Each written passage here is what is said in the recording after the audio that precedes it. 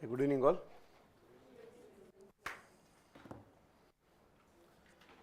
Ramesh, chat box here. Mitesh, chat box. Oh. Okay, any doubts in whatever we discussed in yesterday class? What differences between so many key terms? Please. So where can Israel be placed in the classification we talked yesterday? Which classification? Nation, state or state nation? Nation itself, because again same logic used. So when they wanted to create a nation for themselves, for Jews, so by that time what had happened, already Jews were spread across multiple countries. There were a few in Germany, few in Russia, few in so many other countries. So what they all tried to feel, Jews are all spread across, we all should get together and then we should have our own kind of a separate country for us, separate system for us. So obviously it's a typical nation state only. Fine. US is a different example. In fact, a lot of people tell US also maybe you can call something like a India's state nation, because US, if you can recall, whatever you have people in there is no common identity. They all are people who came from, most of them had come from Europe during that time. Then in 20th century, a lot of them migrated from Asia, Africa, African slaves, all those things. A lot of people, even US is a bit confusion because they don't have a typical, what do you call it, the civilization or anything. So, but that's okay. So fine. So most of the examples fall under this. What about Taiwan, sir? Is it Taiwan. a foreign country? Taiwan is a bit different. In fact, if you have seen, now globally a lot of countries actually don't recognize Taiwan as a country also. Even India doesn't recognize, officially India doesn't recognize Taiwan as a separate country. We recognize it as what? Part of China itself. So because China recognizes it as part of themselves, we also recognize the same. No sir, we'll start recognizing them as a separate country. If you start recognizing them as a separate country, then India-China relations will get affected. Fine. So Taiwan, very difficult thing, but because according to the history, if you have gone through, so a lot of people from here, they migrated, they went there and then captured that land and then made it a separate country.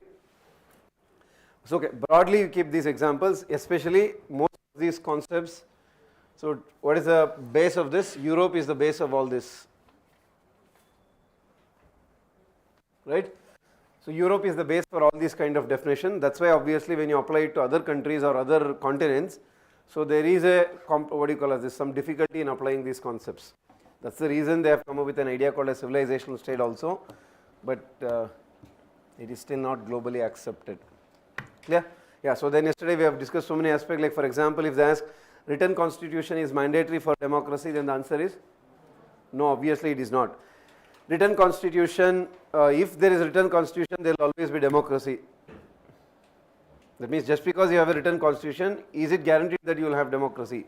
That is also not sure. So Germany under Hitler, keep that in mind. So during that Germany under Hitler phase, you can't call it as democracy. So because there are differences between authoritarianship, totalitarian, everything, we'll get to that basically. Fine, so then constitutionalism, recall that constitutionalism or constitutional state or constitutional government. So what is the keyword for all of them? Yeah, limited government is the key term, means there should be no concentration of power. So constitutionalism is the goal, constitution is the means, constitution is the path. Fine. So it is the best medium, one of the best medium available. Clear, that is one. Then as I told 2021 ka prelims question, definition of state. So those 4 key components, recall that. So what are those 4 key components? Population, territory, government, sovereignty. So sovereignty was the keyword for the 2021 prelims question. Like for example, sometimes they keep talking about, have you heard, they keep using these 2 terms. Sometimes they use the term, these are all basics to understand. There is the term subjects, there is the term citizens. Now is there a difference between that? Is there a difference between so and so people are subjects and so and so people are citizens? Citizens have rights. Citizens have rights, correct. So then, as of now, we are subjects or citizens then? Citizens. So then when were we subjects? British rule or the king's rule, more or less we were subjects. So subjects means always understand there is a concept of ruler, there is a concept of ruled means common man, fine, kind of heaven. Then the ruler, whoever is in power, will not be accountable or answerable or responsible to the people. Subjects means, fine. That subjects don't have any kind of control, means what? Let's say for example, subjects are not happy with the way so and so person is functioning. Can they take that person out of power? You don't have that power. When you are what? Subject. So subjects are normally under a monarchy, under a dictatorship, under a colonial rule, under a feudal era. You will not have any rights. They will not be responsible for your welfare. You cannot question them. They are not answerable to you. You don't have any power to take them out of power. Completely reverse it in citizens then. Citizen is mostly associated with what system then? Democracy. Wherein democracy itself means popular sovereignty. Yesterday I have told. Means what? The people in power can be elected, not can be, will be elected by the common man one or other way. It can be directly elected, indirectly elected, that's a different issue. But people will have the power to choose who will govern them. So will they have fundamental rights then? Of course, yes. And the government is responsible, answerable to you. Not just answerable, government is responsible for the citizens' welfare. Welfare means to give you better education, better health care, whatever you call them as. Governments will be answerable for your welfare. That is called as citizens. So got an idea? Basic idea. Of course, you may keep on going in depth, but this is a basic idea. So please write few aspects again, differences. What do you mean by subject? Subject or subjects? Subjects means which system? Yeah, people are called subjects in a monarchy. They are called subjects in a monarchy or colonial rule. In a monarchy, colonial rule or dictatorship.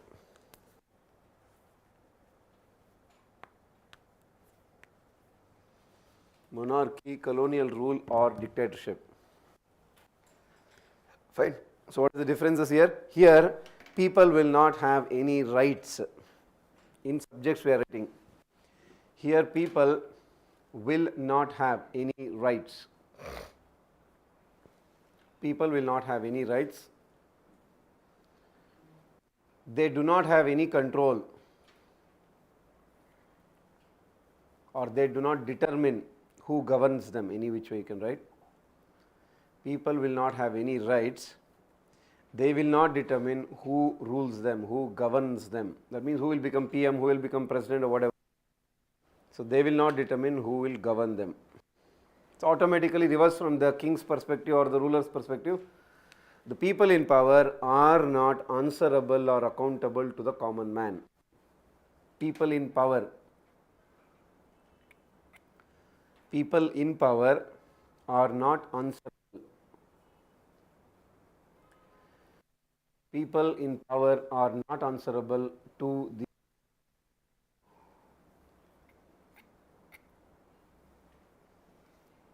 right, and what they obviously don't care about. So yeah, the same one. Rulers do not care about people's welfare, or they are not answerable for people's welfare. People in power not answerable for people's welfare.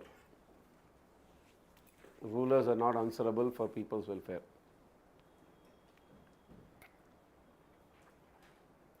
Right? This is the core idea. Now completely reverse it.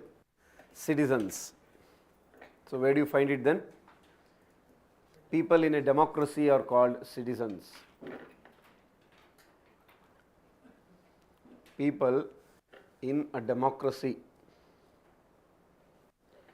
People in a democracy are called citizens.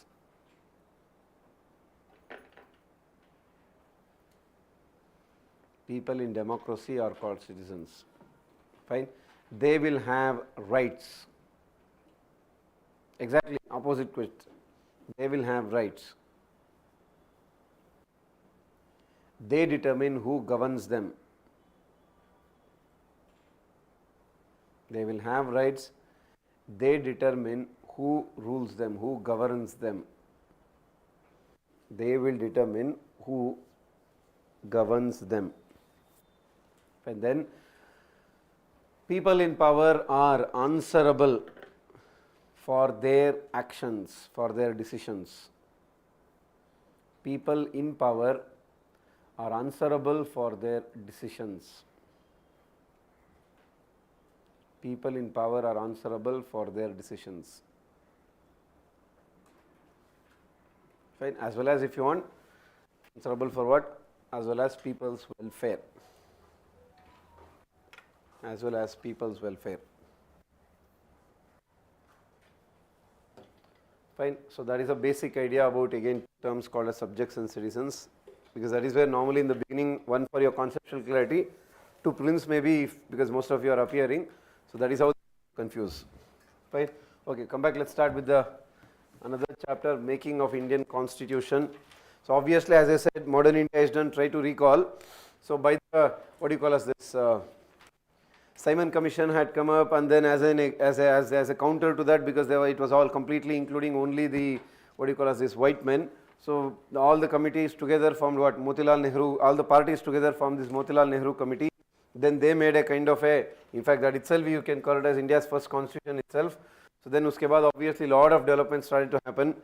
So that is when they started to realize by 1930s itself that we should make our own constitution. Make us independent, we'll create our own constitution, because Purna Swaraj demand, all those things had already happened. So that's why they were demanding, because earlier if you can trace by 1910s, Home Rule League, all those things, they were not demanding complete independence. They were only asking for what kind of dominion status like Canada or Australia. Fine, but after Purna Swaraj, Congress did not call for dominion status. They were only demanding what? Complete independence and make us, we will make our own constitution. That was the demand. So that demand obviously started to happen. In 1930s, for the first time, it was demanded by M.N. Roy. M.N. Roy means obviously you would have heard the father of, or you can say kind of founder of the Communist Party. He was the first person to demand that we should have our own constituent assembly to make constitution. Then obviously Congress took it up, so started to have a lot of things started to happen. But when did the British accept? Only because of the impact of the Second World War.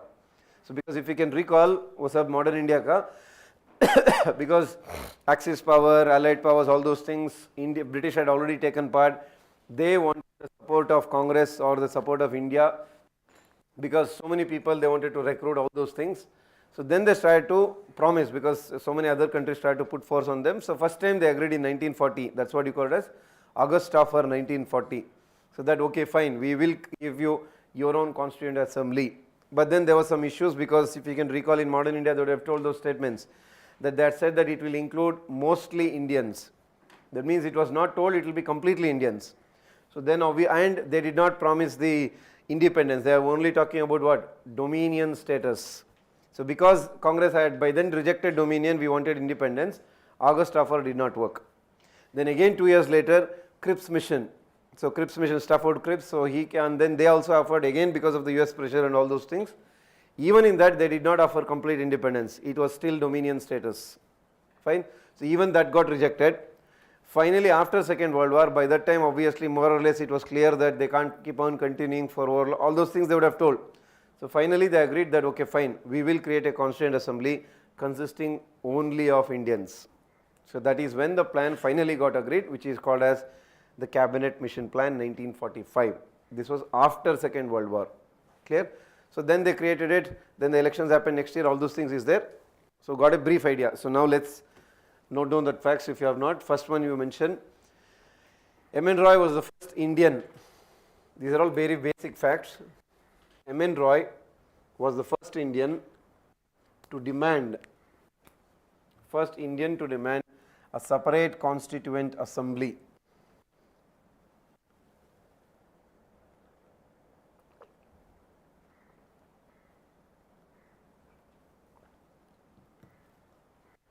First Indian to demand separate constituent assembly. Then Congress started to demand the same.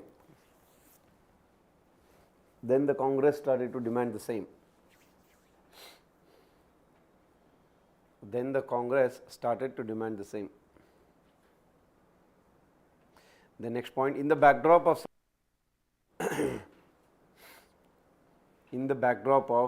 or during the Second World War, whatever, in the backdrop of Second World War, to get the support of Congress, or you can say Indians, to get the support of Congress, British agreed to get the support of Congress, British agreed to create a separate constituent assembly. British agreed to create a separate constituent assembly for the first time British agreed to create a separate constituent assembly for the first time in August of 1940. For the first time in August of 1940. August of 1940. But what is the result? However, it was rejected by Congress. However, it was rejected by Congress, as I said, because Dominion state, they were not talking about independence, all those things, but that's not necessary here. वो सब modern India में अब पढ़ते हैं. So just right. However, it was rejected by the Congress. Fine, that is August offer. You can underline that August offer. Next point, British again offered it in the Cripps mission plan or Cripps mission. British again offered. British again offered it under Cripps mission. Again offered it under the Cripps mission. Again the same. It was also rejected by Congress. Again offered it under the Cripps mission, 1942 obviously, the failure of which led to Quit India movement. British also, sorry, India also, or you can say Congress also rejected it. Congress again rejected it. Fine. Next point, after Second World War, Cabinet mission gave a plan. After Second World War, Cabinet mission gave a plan. 1945. Cabinet mission gave a plan in 1945, which was agreed by both Congress and Muslim League. Congress gave a plan which was agreed. Sorry, Cabinet mission gave a plan which was agreed by both Congress as well as Muslim League. Which was agreed by both Congress and Muslim League. So now write those members. So below that, so try to recall in modern India they would have told who are the members of the cabinet mission plan, all those things. Yeah, please write that. Pethick Lawrence was the head. Somewhere in margin, wherever you have space, you can write Lord Pethick Lawrence.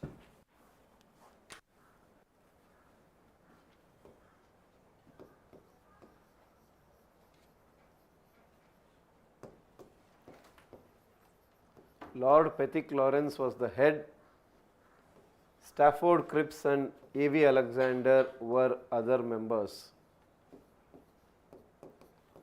Stafford Cripps, the same person, was head of the Cripps mission plan, and A.V. Alexander. Stafford Cripps and A.V. Alexander were other members.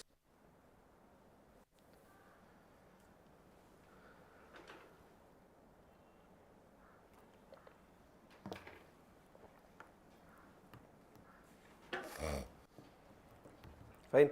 Now you put the heading composition of Constituent Assembly. How many members were there? How were they elected? Those points. Composition of Constituent Assembly.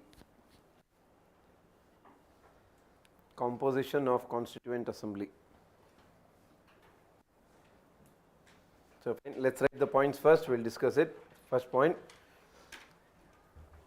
It was created under, just now we wrote, it was created under Cabinet Mission Plan. It was created under Cabinet Mission Plan. Keep writing in points. Created under the Cabinet Mission Plan. Then first point, next point under that, total strength of the assembly was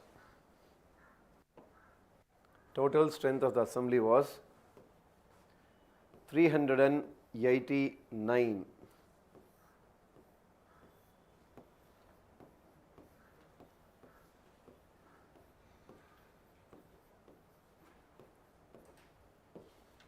So write like this, whatever split it. Total strength was 389. Out of that, 296.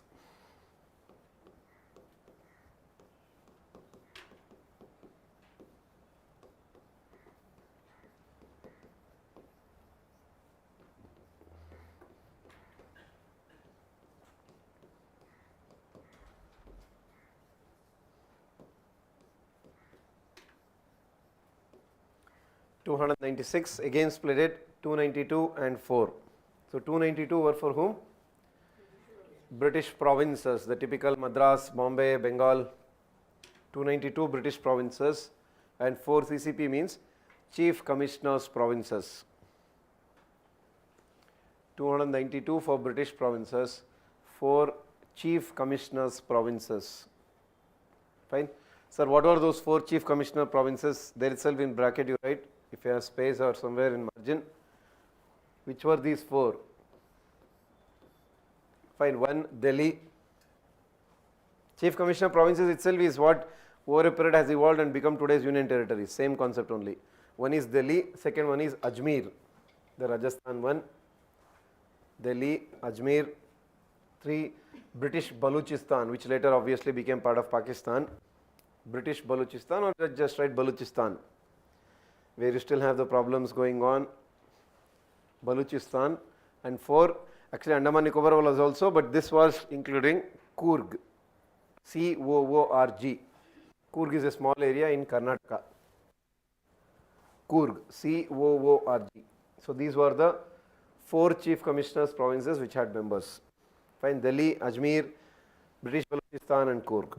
Then princely states is more than obvious, I don't have to tell, so many are there, right from Kashmir to Hyderabad to Mysore to, yeah, many are there, Travancore, like that, many are there. Okay, so that is the overall strength, 389, subdivide 296, 93, 292, 4, all those things. Clear? Next point. Number of seats. Number of seats were allocated. Number of seats were allocated based on the population. So that is more than obvious. Any democracy anywhere, number of seats were allocated based on population. Number of seats were allocated based on population. Clear? Next point. The seats of the provinces, British provinces. The seats of British provinces were divided between the seats of British provinces. The seats of British provinces were divided between Muslims, Sikh and general. The seats of the British provinces were divided between Muslims, Sikh and general. We will discuss it. There is a concept called a separate electorate, joint electorate, everything divided between Muslims, Sikh and general. Clear? Then members of the community, members of that community were elected.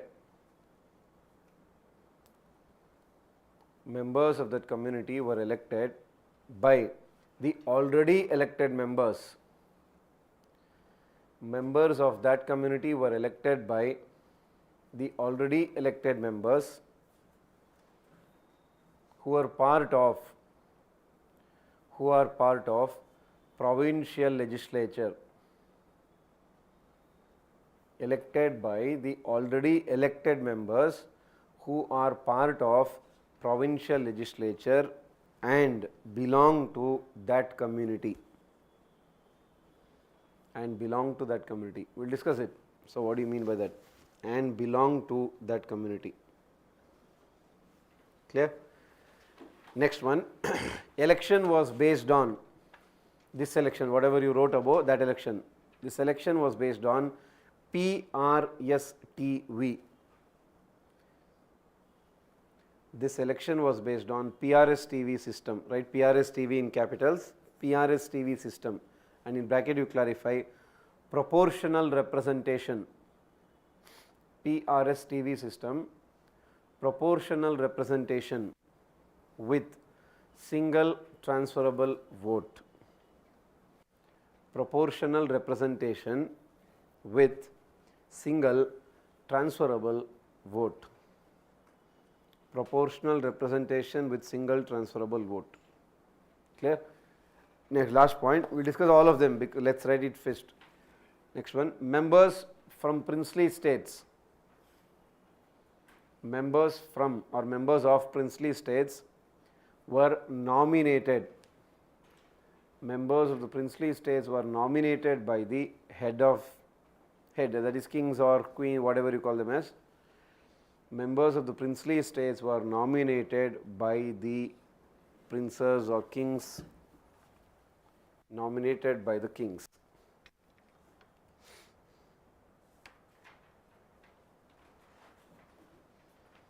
Sir, what is the point about union territory? That's what as I said, chief commissioners, provinces, what British used to call, later that only became what we call it as union territories today.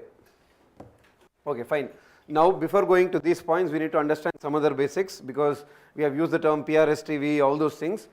So, first let us understand this basic idea. Obviously, I think we got a brief, because subdivided. During British India, when you say, you had two major components, one is called as British provinces, second one is princely states. So, British provinces, if you can recall what? British province means the moment you say that, directly under the control of whom? British, direct rule. So, they will put a governor, they will rule it. Princely states not under direct control. So, if you want in margin, you can write princely states were under the, they use these words, princely states were under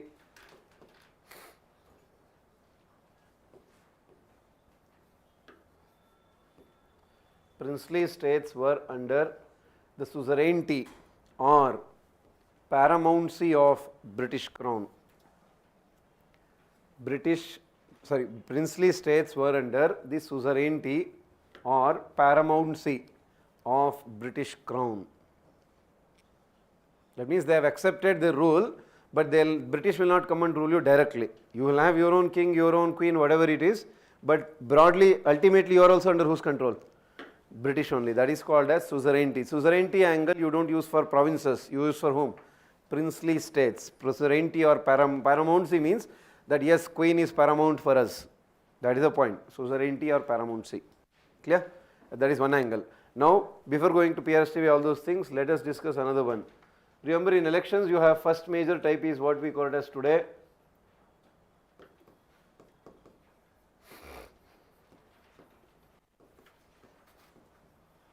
One is joint electorate.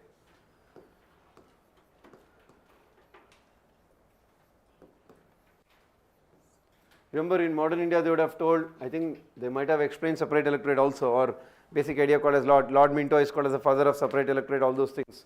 You can also use another term for separate electorate. So, all mean the same.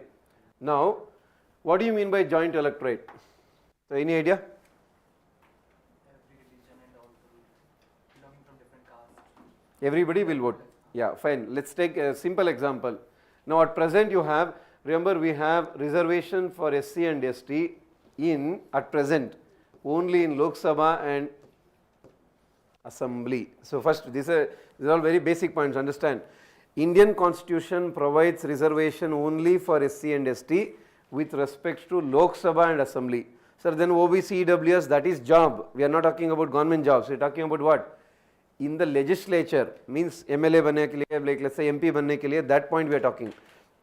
Only for SC and ST. Remember, in the last 1 week, 10 days, they are all demanding women reservation bill is pending from 1996. What are you doing now? Whatever the regional parties, so called third front, everybody are getting together. That is women reservation they are demanding. It is still not given. According to the constitution, it is only for SC and ST, only in Lok Sabha and Assembly. Sir, then Rajya Sabha in Rajya Sabha there is no reservation per provision. Sir, council, obviously no. Only in Lok Sabha and Assembly. Clear? How does it happen, sir? Which seat is allocated? That we will discuss under delimitation commission. Let us not discuss now. Let us stick only to joint electorate provision. Now, let us take a seat. Whatever, like let's say Delhi South, Delhi North, like how you have constituencies. Take a seat, Allahabad, Varanasi, like that. For example, let us say this seat is reserved for SC. Find some X constituency. Constituency matlab you have an idea, right? Varanasi, Narendra Modi, Prime Minister represents Varanasi. So that is a constituency. Constituency means particular geographical area. Ye itna boundary, itna all those things.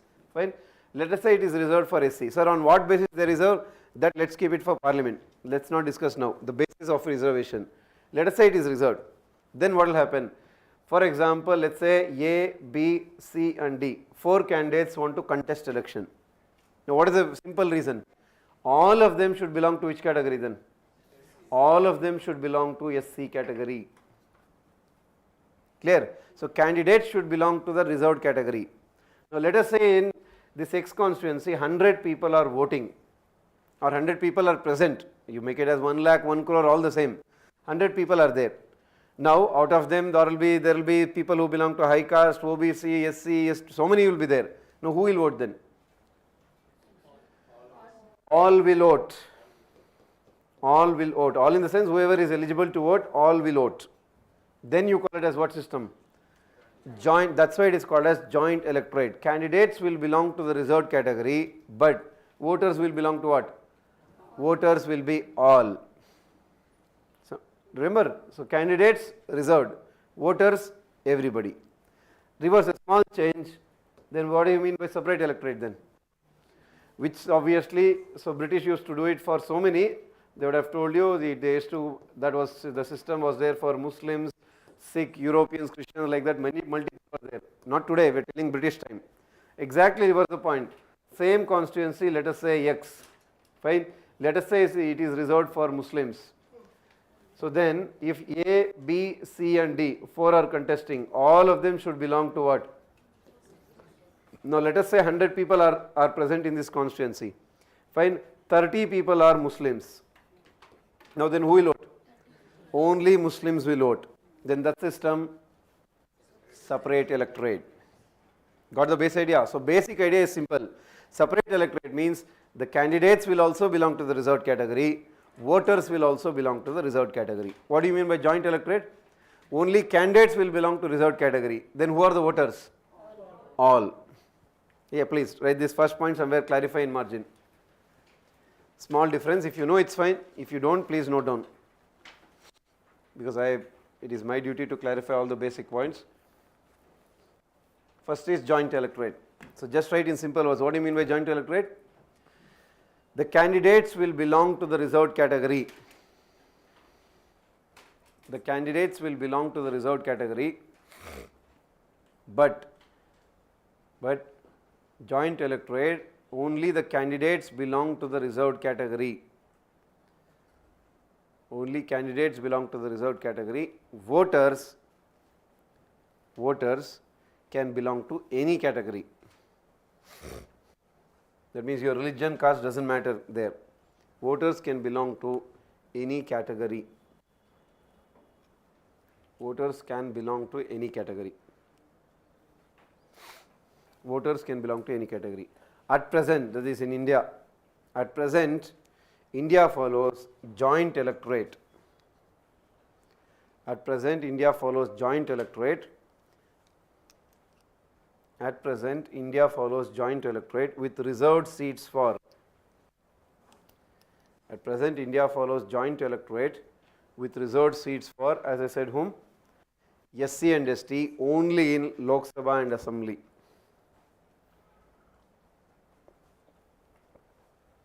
India follows joint electorate with reserved seat only for SC and ST only in Lok Sabha and Assembly. Fine. Then reverse the point. Separate or communal electorate. Here both the candidates as well as voters belong to the reserved category. Here both the candidates as well as voters, both the candidates as well as voters belong to the reserved category.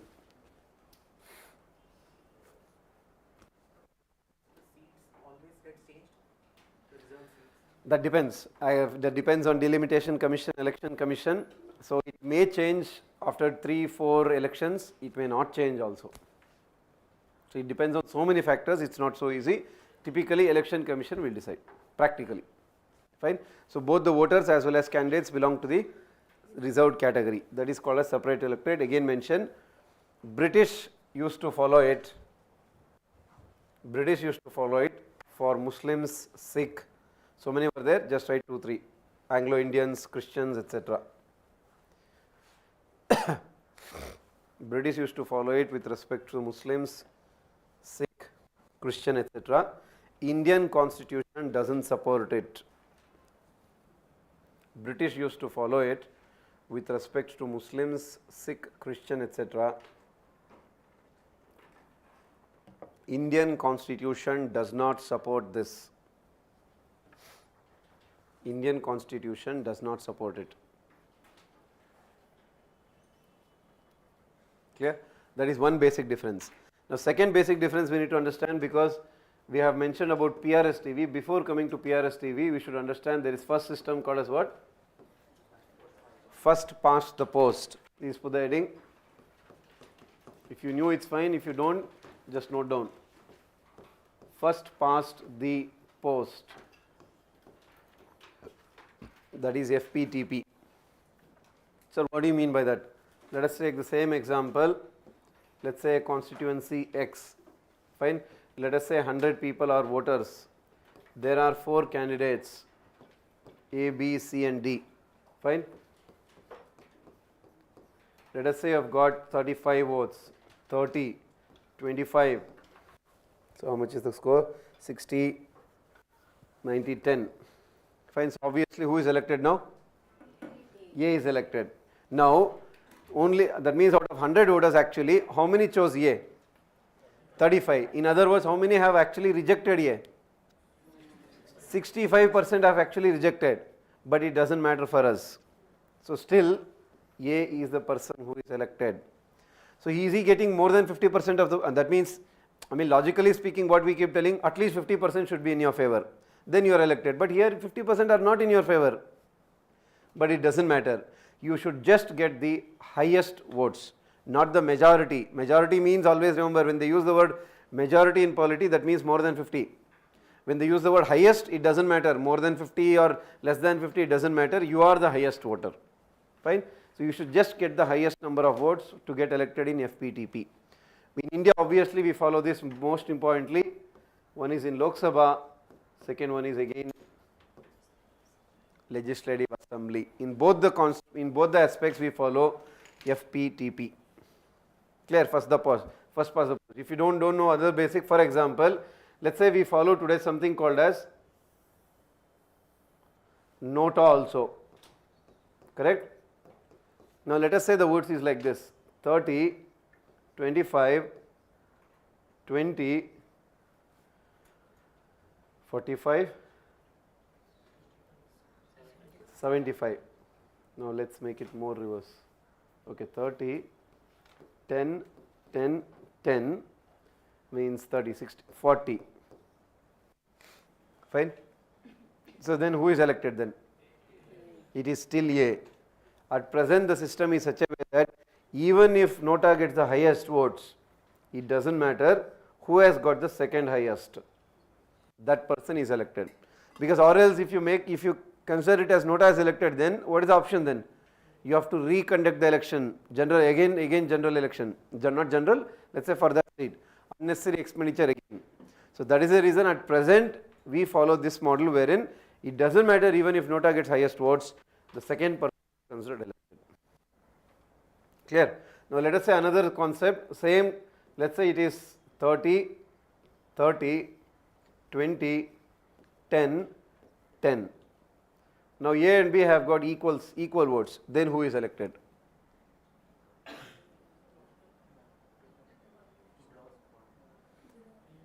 Dubara election. So, at present what they do is, for example, when they count and when there is a tie, they will recount it first. Let us say if there is a tie again, then according to the RP Act 1951, Representation of People Act 1951, whoever the presiding polling officer is there, he will have the authority to pick the lottery, and whoever gets that is considered as elected. Right? Practically what happens is, at present system, first they will count EVMs. Let us say they will recount EVM again.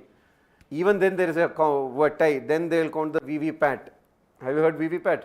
Voter verifiable paper audit trail. Matlab there is kind of slips if you go to, if you go and vote in the elections, if you have observed, you will get a slip actually in which it will show which candidate you voted for, who is whatever, all those things. That slips they will count. Even in that, if there is a tie, then they follow this method. So, that is practically how it happens. Basic point you understand, if there is a tie, RP Act, lottery, there is no concept of re-election. Understood? This is FPTP. So got a brief idea? Please write. Huh?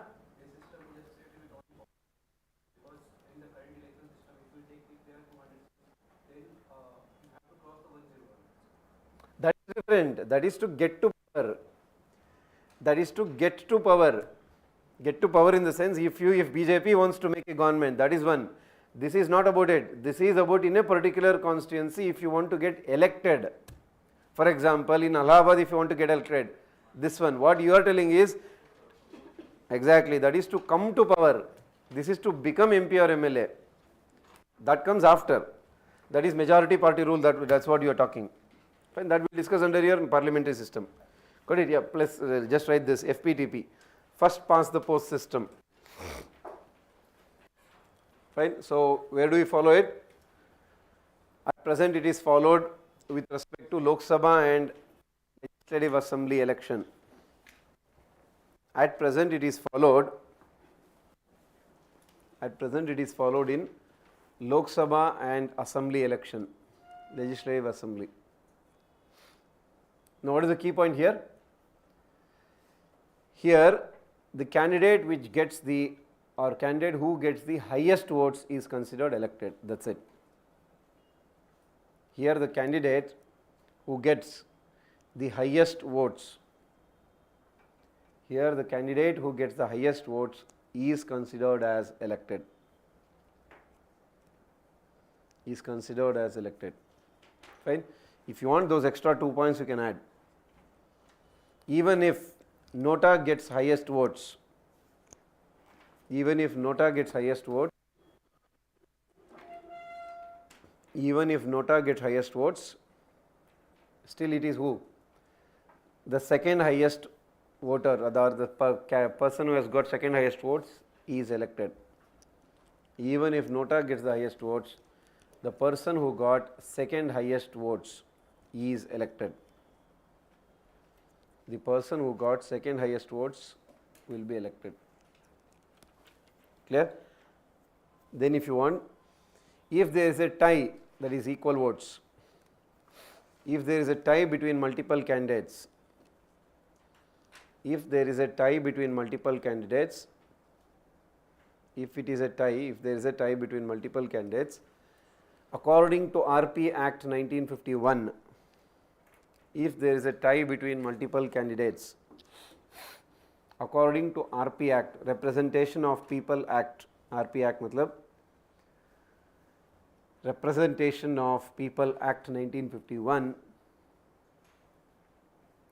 Representation of People Act 1951, a lottery will be picked. Means draw a lot, whatever you call it as, lottery will be picked by the respective officer, polling officer. Lottery will be picked by the respective polling officer.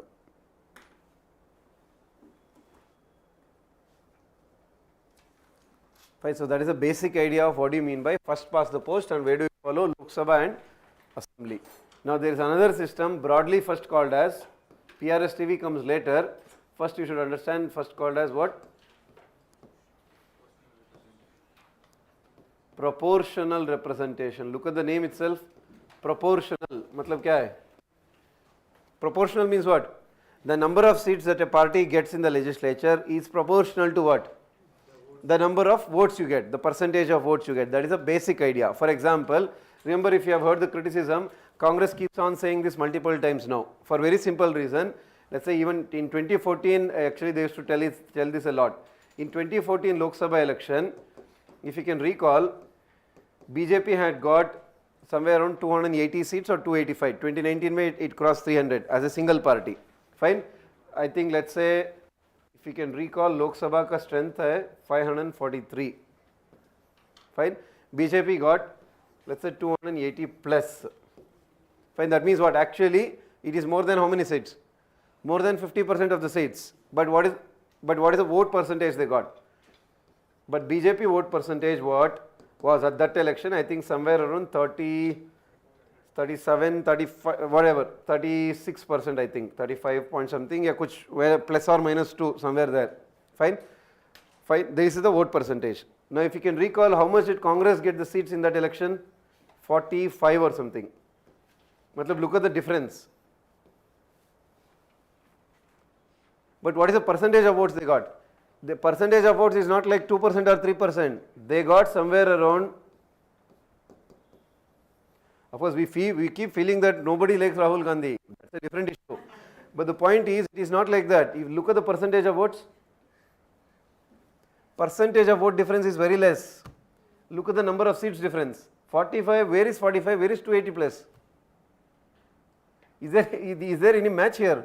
There is no match at all. The same election actually, if you can recall the same Lok Sabha election 2014, you take Uttar Pradesh. Obviously, a lot of you will be from Uttar Pradesh. Uttar Pradesh has somewhere around what, 80 seats, right? Lok Sabha kal 81 ya 82 kitna hai? 80 itself. Exact 80. Okay, fine. 80 seats. Then in the 2014 election, I think BJP got 72. 72. Fine. There is another party, if you can recall, Mayawati ka BSP. You know how much got BSP got in 2014? Zero. Zero ka matlab you think nobody voted. It is actually not like that. BJP got again 37 or 38%, let us say. BSP got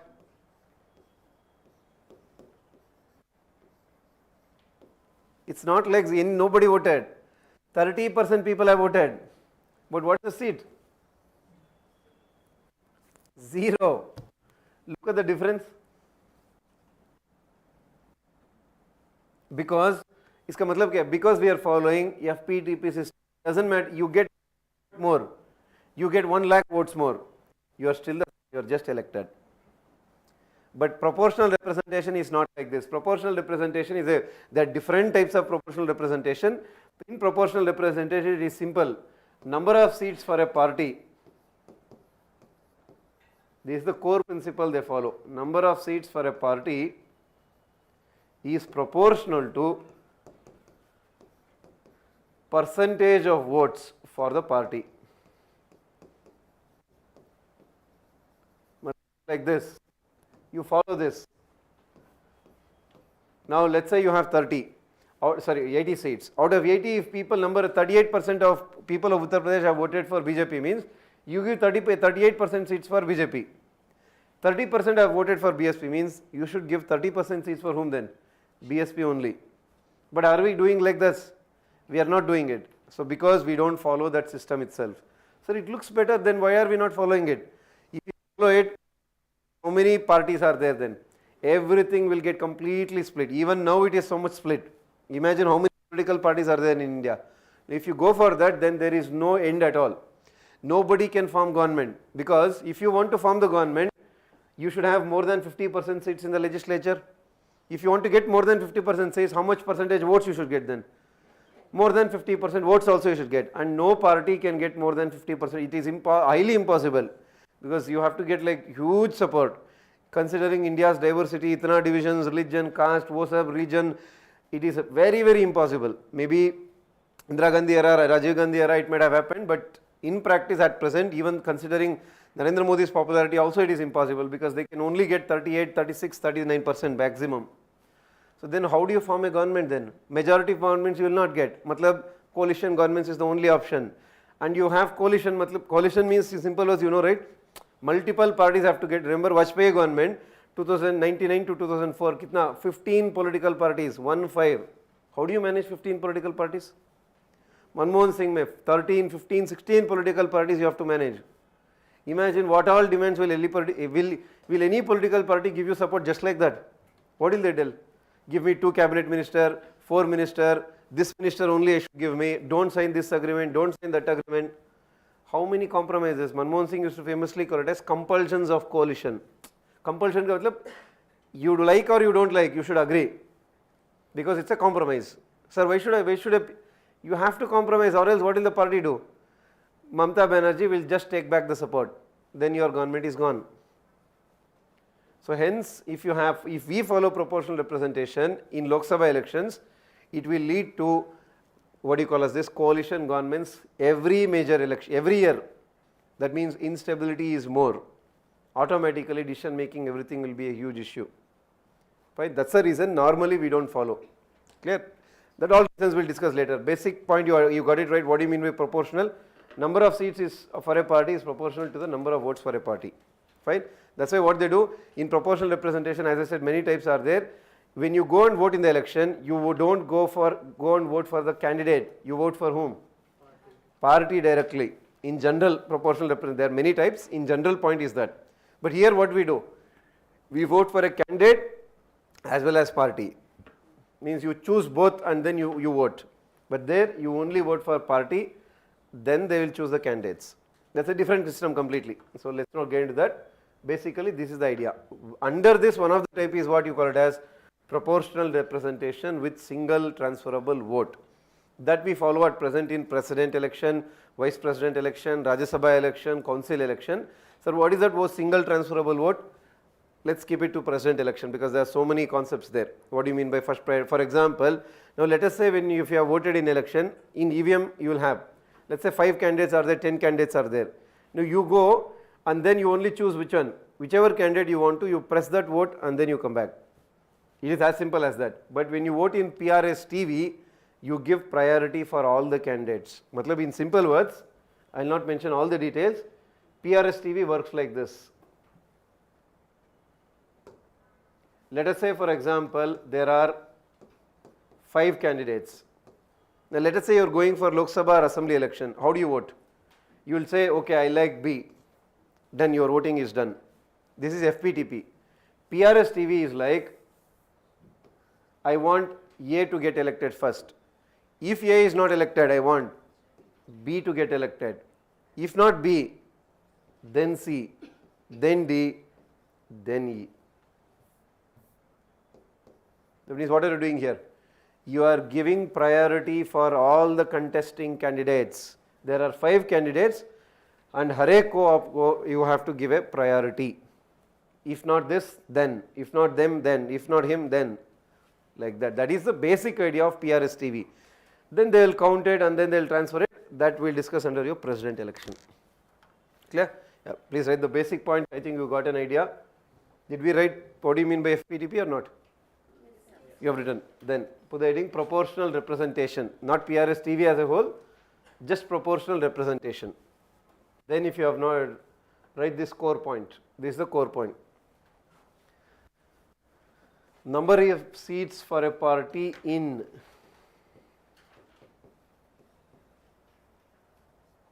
legislature is proportional to percentage of seats for the party in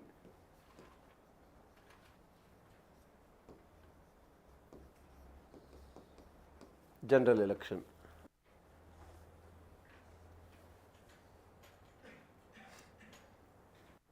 Sir, what is nota? As I said, nota means what? As UPSC gives for every option, none of the above, like the same one, none of the above. Actually, UPI, so it was not introduced by Parliament or Election Commission. Supreme Court introduced the concept of nota under PUCL case. Fine, that we'll discuss later in electoral reforms. Nota option was introduced by Supreme Court in PUCL case. If you didn't know that, you can write that also. Nota means none of the above, introduced by Supreme Court in PUCL case, People's Union for Civil Liberties case. None of the above, introduced by Supreme Court in PUCL. PUCL is an NGO, you have heard, they keep giving a lot of these reports.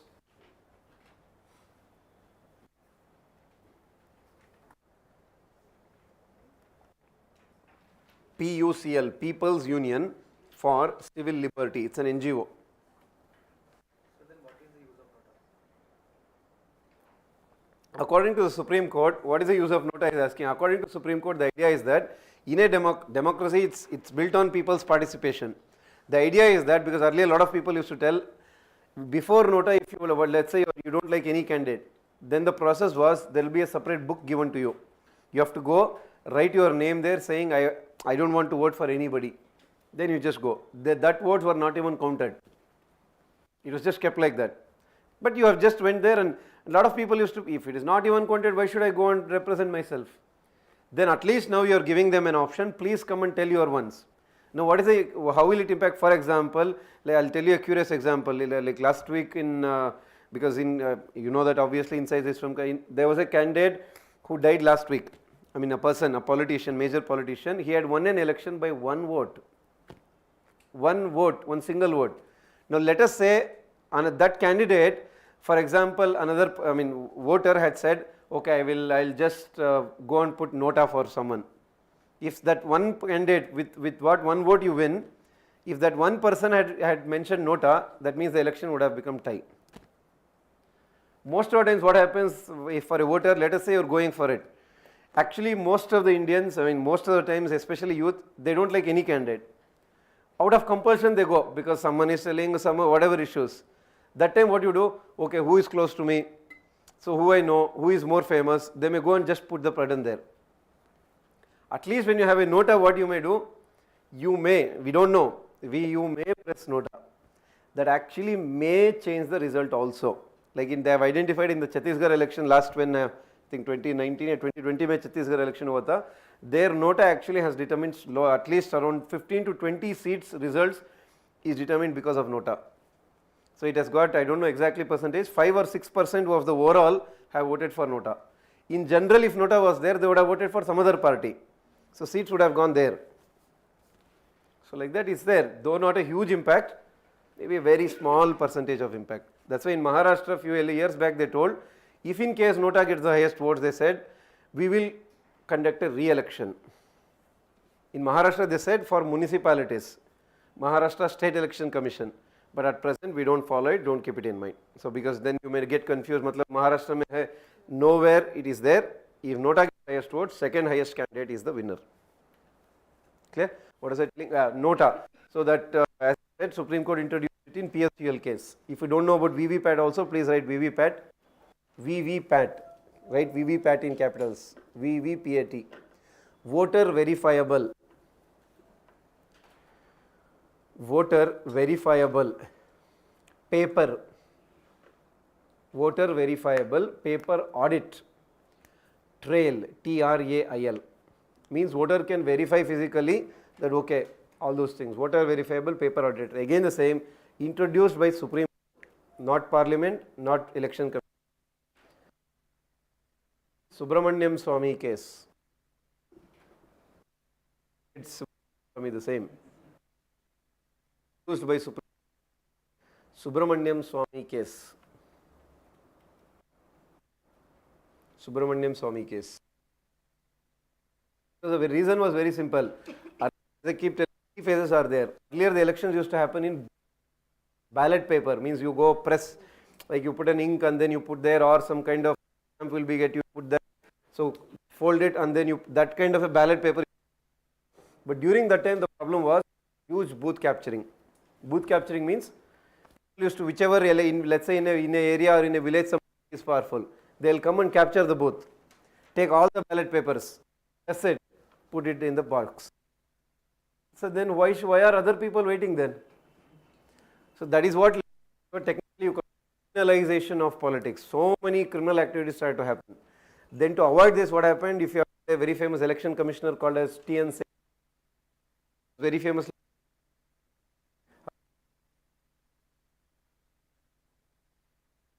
So then what happened, after 2-3 years they introduced EVM.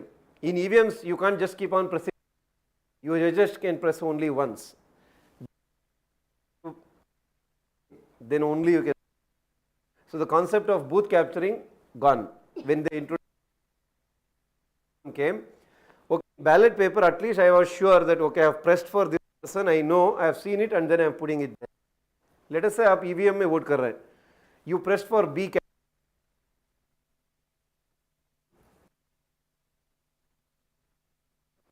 Getting the point? Let us say you have pressed for a candidate below, so A candidate. What is the guarantee that A your vote? That's when they again people Supreme Court saying, what is the guarantee? So then they said, okay, fine, you need a guarantee. Then they allowed election hackathon. Hackathon means you hack and see if you can that. And a lot of this happens. Then election commission disproved everybody and said, actually, if you are pressing for A, it is going for A only. It is almost impossible to hack it. You can't change the numbers, like how we hack viruses, all those, nothing can happen, it was proved. But still Supreme Court felt people should have confidence in the system. Because ultimately I should feel, you may prove anything, what is the guarantee? Then fine, what we will do is after you press a button, we will display a paper, what you call it as VVPAT, that will be there for I think 10 seconds.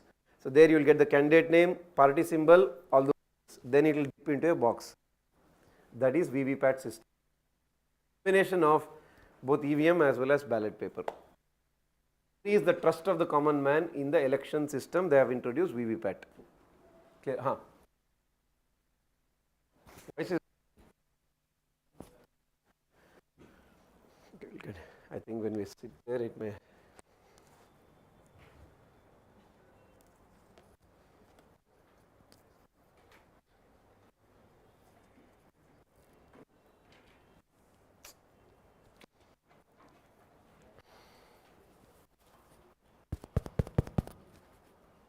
Okay, VVPAT was very simple. What I said was, when they had introduced EVM, there was a problem that people were not sure what they are voting and who is getting the vote is the same or not.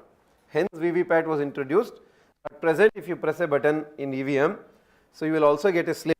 So in which they will display the candidate name, the party symbol, the party where some number will be given to that candidate, all those things, and that slips may be counted if there is a tie. Generally, not count VVPAT. Remember, in practice they will only count EVMs. In EVM there is a, if you press a button, they will give you clearly the numbers, who each candidate has got one, they will only count that. Fine, other things, let us not discuss it now. Did you write this proportional representation? Fine.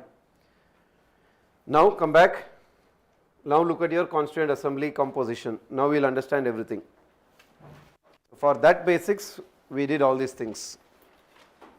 So look at the first point, 389 split, that is more than obvious.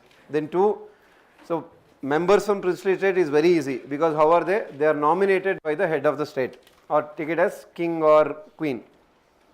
Then within the provinces, how they divide the first seat into? Muslims, Sikh, general. Now let us say in UP, at that time UP was called as United Province. From UP, you want to elect 5 members from Muslim candidates or from Muslim community to the constituent assembly. Then who will vote for them in the election? For example, I am telling UP, United Province, fine, seats what they will do? They will divide between Muslim, Sikh, general. Clear? Because we have already written it, it is subdivided between them. Now let us say you want to elect 4 candidates, general, whatever, sir, rest, I think UP had somewhere around 55, whatever, let us say 40 seats. Now these 4 candidates will be elected by whom? Who will vote for them? Yeah, only Muslims, that too Muslims where? Not the common Muslim. Look at, read that point, you will understand. Members of the community were elected by whom? By the already elected members who are part of which one? Provincial legislature, means there was United Province legislature, like how you have state assembly now. United Provinces legislature will be there. Let us say in this there are some Muslims. Now they will vote for whom?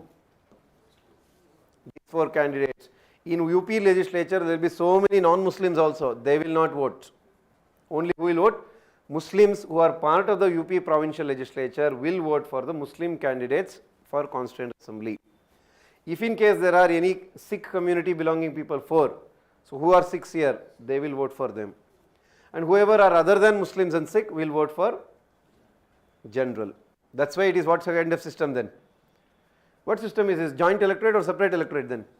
Separate, because only Muslims are voting for Muslims, Sikh will vote for Sikh. Got it? Yeah, please clarify then. Constituent assembly was elected based on, because this statement they may directly give. Hence, constituent assembly was elected based on indirect election. Why is it indirect? So direct and indirect, those 2 terms are there. Even that I will clarify if you, because in the beginning all these things are needed. There are 2 words called as, one is directly elected and second one is what?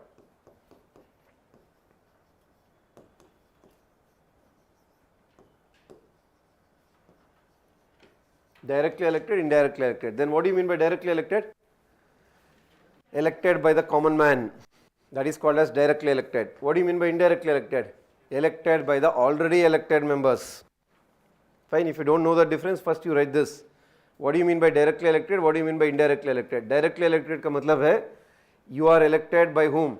The common man. Common man will vote in the election. What do you mean by indirectly elected? Elected by the already elected members. Like MLAs will elect Rajya Sabha MPs, or in very simple one, president is elected by whom?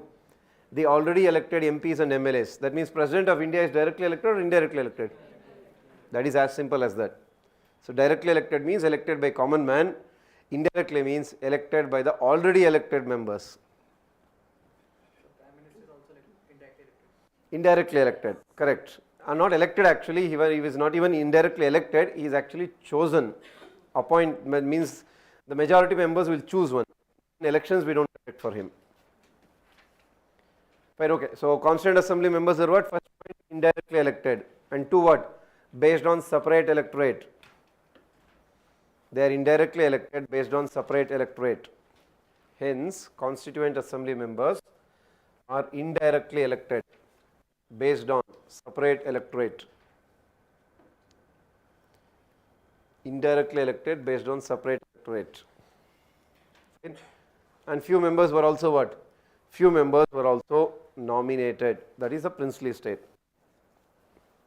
Few members were also nominated.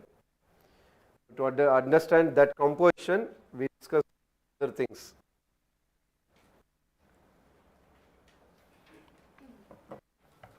So this is also one of the major criticism of Constituent Assembly. They criticize that the members of Constituent Assembly were what not? They were not directly elected was the major criticism. That we'll write it at the end. So got it till now? What is the composition? How many were there? How the issues, members were split and all? Now, next point. Constituent Assembly elections were conducted in November 1946. Constituent Assembly elections. Those watching online, is the voice clear now? Please confirm. Online students.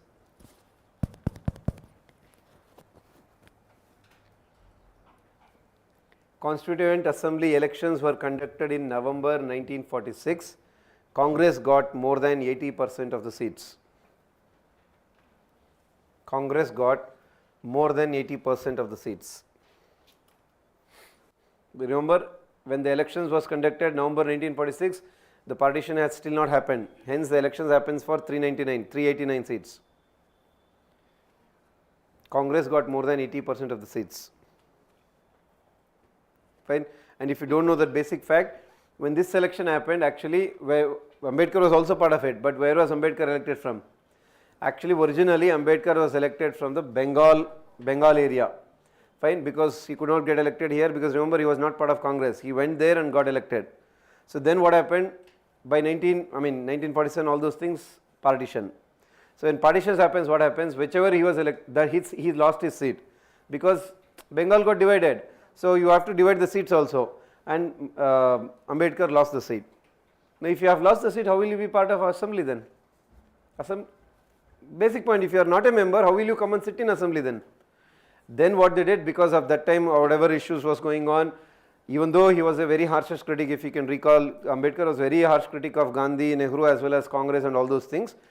So what Congress did, there was a person called as Jaikar, M. Jaikar, who was a Congress member from Bombay. So Jaikar was forced to resign. Fine. So then from that seat, Ambedkar got re-elected from his own, because Ambedkar belongs to Bombay province. So he got re-elected, came back to assembly. Then actually, who should become the head of drafting committee? Even then there was a controversy. There was a person called as Sir Ivor Jennings. He was British, very famous constitutional expert. He had helped Sri Lanka to draft a constitution. So many countries he had helped. And actually Congress, especially Nehru in the beginning, wanted Sir Ivor Jennings to become head of drafting committee, because he has a good expertise on that. But then later again, a lot of people criticize, we have become an independent country, why should we depend again on the help of some British person? We want some Indian to draft it, because it will send a new message. Then they again wanted to choose. A lot of people in fact said Gopal Swami Iyengar also. So many people that suggested names, because most of them were very famous lawyers, same concept. But finally they said Ambedkar is best choice. One, obviously considering the knowledge, expertise, all those things, and then two, most importantly, to send a message that, remember, considering his caste background, all those things, and because we wanted to create a new India, we wanted to send a message that we are a egalitarian society, matlab equality. So we don't care for which background, which caste are you born, religion are you born in. So that message they wanted to send. So hence, considering the symbolic importance of Ambedkar, finally he was chosen. Then whatever happens, so how it functioned, all those things will come to that. Then you can write this point actually somewhere in margin. Ambedkar was originally elected from Bengal for the Constituent Assembly.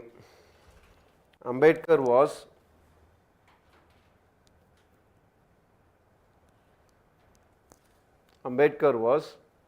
originally elected from Bengal.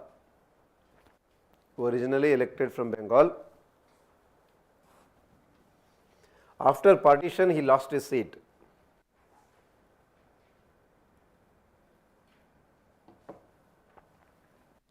After India's partition, he lost his seat because obviously number of seats will reduce. After partition, he lost his seat. Then Jayakar's seat in Bombay was vacated. M. Jayakar. Then Jayakar, Jayakar. Jayakar's seat in Bombay was vacated. Jayakar's seat in Bombay was vacated, and Ambedkar got re-elected from this seat. Ambedkar got re-elected from this seat.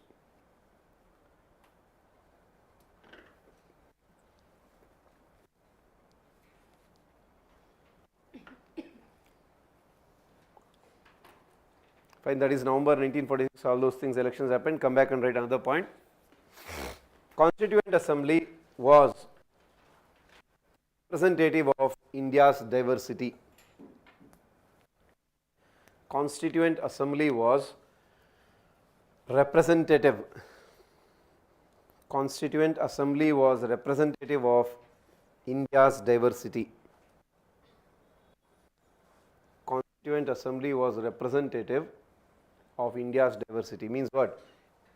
Simple as real, what do you mean by that? It means there were members from all the regions, communities, including women, SC, ST.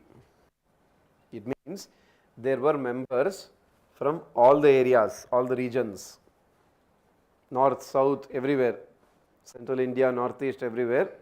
There were members from all the regions, communities, all the regions and communities, including women, SC, ST. So there were women members also. A lot of people think actually women members were not there, but of course it was there, including women, SC and ST. Clear? Remember yesterday we wrote that it has to be represented, that's the major angle. Fine then. So now what happens? Obviously November 1946, all those things is done, team is ready. Now when the next point, when the assembly met for the first time in December 1946, when the assembly met for the first time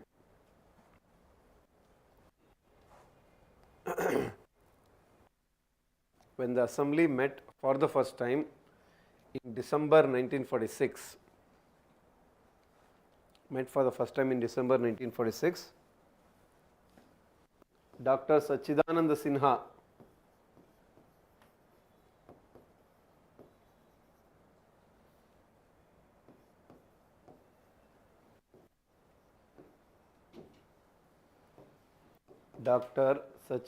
Sinha was chosen as, not elected, just chosen. Dr. Sachidananda Sinha was chosen as the temporary head of the assembly. Temporary, just for few days, was chosen. Even today we follow kind of same system called a speaker pro tem, that we'll discuss later. Chosen as the temporary head of the assembly. Later the assembly elected Dr. Rajendra Prasad as the head, as the president. Later the assembly elected Dr. Rajendra Prasad as the president. Assembly elected Dr. Rajendra Prasad as the president and H.C. Mukherjee. Dr. Rajendra Prasad as the president and H.C. Mukherjee. H.C. Mukherjee, V.T. Krishnamachari. H.C. Mukherjee, V.T. Krishnamachari. So, underline all those names: Sachidanand Sinha, Dr. Rajendra Prasad, H.C. Mukherjee, V.T. No, don't write T.T. because T.T. Krishnamachari was the drafting committee member. He was also a member, but he was not the deputy head. Vice president was V.T. Krishnamachari, were the vice presidents of the assembly, or as the vice presidents of the assembly. That means if Rajendra Prasad is not there, H.C. Mukherjee will preside. If he is not there, V.T. Krishnamachari, like that, as the vice presidents of the assembly. Then again another name, Sir B.N. Rao. Sir B.N. Rao was chosen as the constitutional or legal advisor. Sir B.N. Rao, R.A.U., was chosen as the constitutional or legal advisor, constitutional or legal advisor to the assembly, constitutional or legal advisor to the assembly. And in fact, he was the one who also helps for this drafting of the constitution. Even he had played a greater role. Fine, okay. So that is a basic idea. Now obviously the entire team is ready, elections has happened, so they have met, they have elected who is the head and all those things. So what is the purpose of having a constituent assembly? What is the purpose? To draft a constitution. That is the overall purpose. So for that you need a clarity in which path you have to go. Means like you can call it as unity of direction, unity of purpose. What kind of constitution we have to create? You need a clarity on that. For that there was a document called as put the heading Objectives Resolution. Put the heading Objectives Resolution. Objectives Resolution. So tell what do you mean by that? Its intention was to provide objectives resolution. Its intention was to provide a unity of direction, little bit clarity in the way in its functioning. Its intention was to provide a unity of direction for the functioning of the assembly. Provide a unity of direction for the functioning of the assembly. For the functioning of the assembly. Yeah, we will write that, for the functioning of the assembly. Yeah, correct. It was drafted by Jawaharlal Nehru. It was drafted by Jawaharlal Nehru and unanimously accepted. Matlab, there was no major oppositions, mostly everybody accepted. Drafted by Jawaharlal Nehru, unanimously accepted, that is without opposition, by the assembly. Unanimously accepted by the assembly. Unanimously accepted by the assembly. Fine. It is reflected in today's preamble. So more the same content you have it in preamble. It is reflected in today's preamble. It is reflected in today's preamble. Fine. So that was what. So now you got a unity of direction. But meanwhile what happened? So December 1946 they met for the first time. So totally they had 11 sessions, all those things different. Then within 5-6 months obviously the issue of direct action day, partition, Mountbatten plan, all those things were going on. Obviously a lot of change has happened, that is your put the subheading again. Changes brought by Indian Independence Act 1947. So what changes this act bring to the assembly? Changes brought by, changes made by Indian Independence Act 1947. Indian Independence Act 1947. So you can think logically, So the strength, now the strength, obviously because with independence partition happens, now the strength of Constituent Assembly will increase or decrease then? Decrease. So first point, the strength of the Constituent Assembly decreased, because obviously it went to Pakistan also. The strength of the Constituent Assembly decreased from 389 to 299, decreased from 389 to 299, 299. Again subdivide, 229 for British provinces, or technically called as provinces also, 229 for provinces, 70 for princely states. Out of 299, 229 provinces, 70 princely states, 70 for princely states. Fine, that is one major change. Fine, then 2.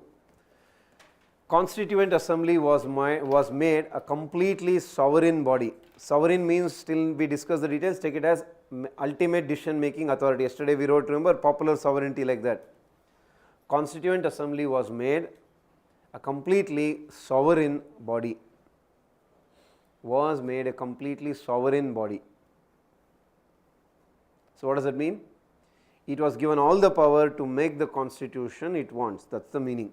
So you delete any act, you make any act, anything you can do.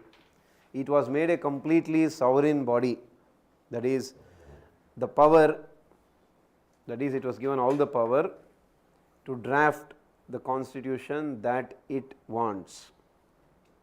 It was given all the power to draft its own constitution.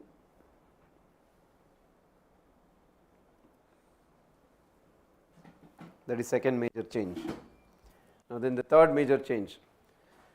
The assembly was given, or the assembly was given or provided, the assembly was given two functions.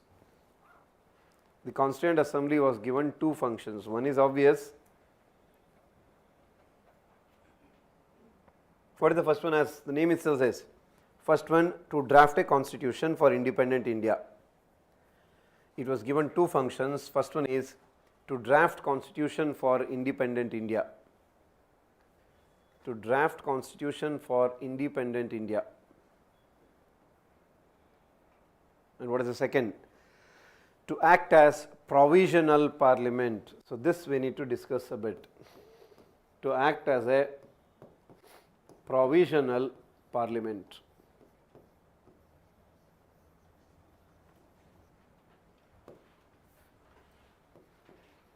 To act as a provisional parliament. So provisional means, actually, in simple words,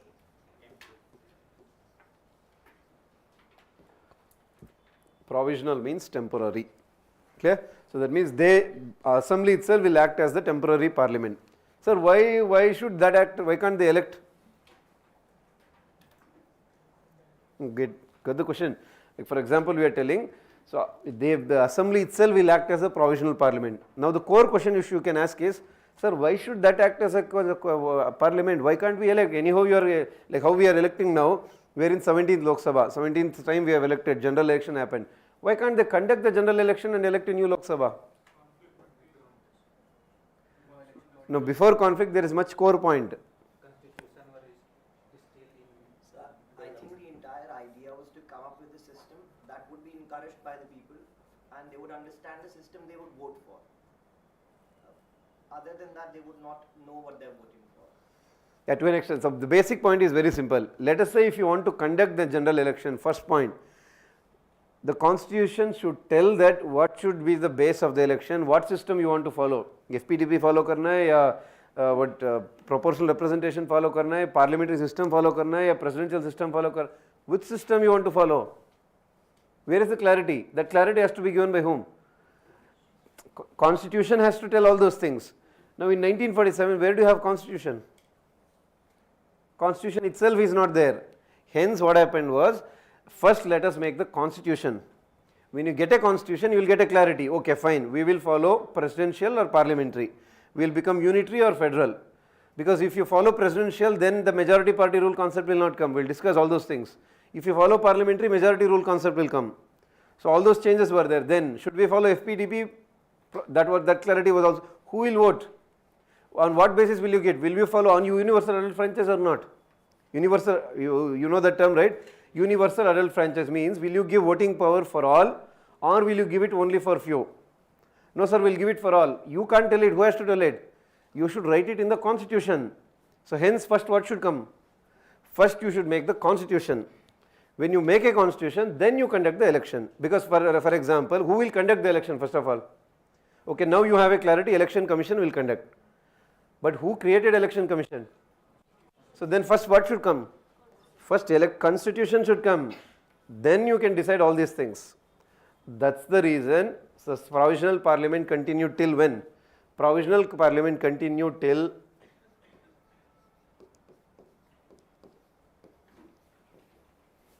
May 1952, because the first Lok Sabha election happened in December or November 1951. November, December 1951 was the first general election Lok Sabha. Results came in March, April. Then the Lok Sabha met for the first time in May 1952. Till then there should be someone to make normal laws, acts, what you call it as. Remember those acts, how will you make it? Like you have RP Act 1950 we tell. Just now we wrote RP Act 1951, correct? RP Act 1951 was not passed by Lok Sabha. Who passed it? 1950 mein kahan hai Lok Sabha? Lok Sabha comes into existence when? Hence RP Act 1950, RP Act 1951 was not passed by Lok Sabha, it is passed by Provisional Parliament, temporary. They wanted to conduct elections much before. Like in constitution is not finalized, how will you conduct it? I mean, got an idea chronology wise? Please write, did you write that it will also act as provisional parliament? So provisional means temporary. Clarify what do you mean by that?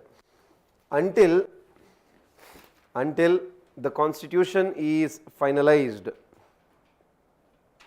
Until the constitution is finalized. Until the constitution is finalized,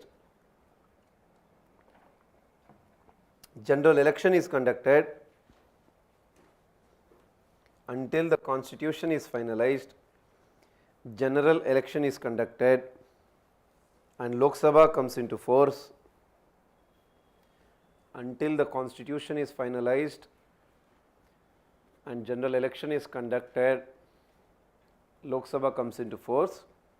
Constituent Assembly acted as provisional parliament. Constituent Assembly itself acted as provisional parliament to make laws for independent India. Constituent Assembly itself acted as provisional parliament to make laws for independent India. And if you want, clarify that date actually. It functioned till May 1952. To be more precise, May 70 something is there, but those are all not necessary. It functioned till May 1952 when first Lok Sabha came into force. Functioned till May 1952 when the first Lok Sabha came into force. May 1952 when the first Lok Sabha came into force. So if you have that doubt also, please write.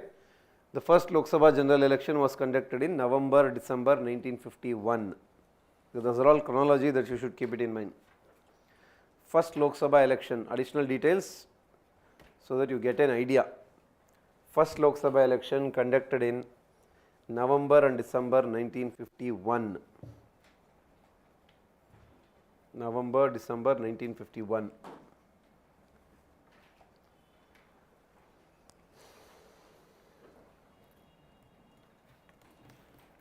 Fine. Now again clarify, when the assembly functioned as provisional parliament, of course when the assembly you have two roles, they actually used to do alternatively also. Let us say today you came and sit together to make the constitution, then who will preside? Rajendra Prasad will preside. We have already mentioned it. Let us say the same people today came and today they are functioning as provisional parliament, then who will preside them? Yeah, when the Constituent Assembly functioned as provisional parliament, then or at that time G.V. Mavlankar presided the assembly. When the Constituent Assembly met as provisional parliament, G.V. Mavlankar presided it. Presided means take it as speaker. G.V. Mavlankar presided it.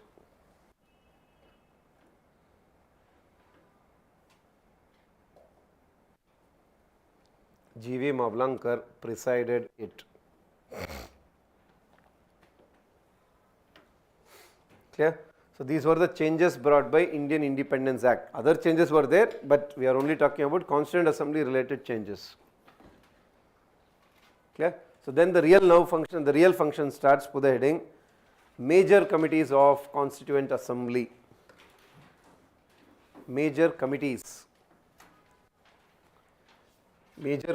of Constituent Assembly, because remember, entire Constituent Assembly function based on the principle of division of work.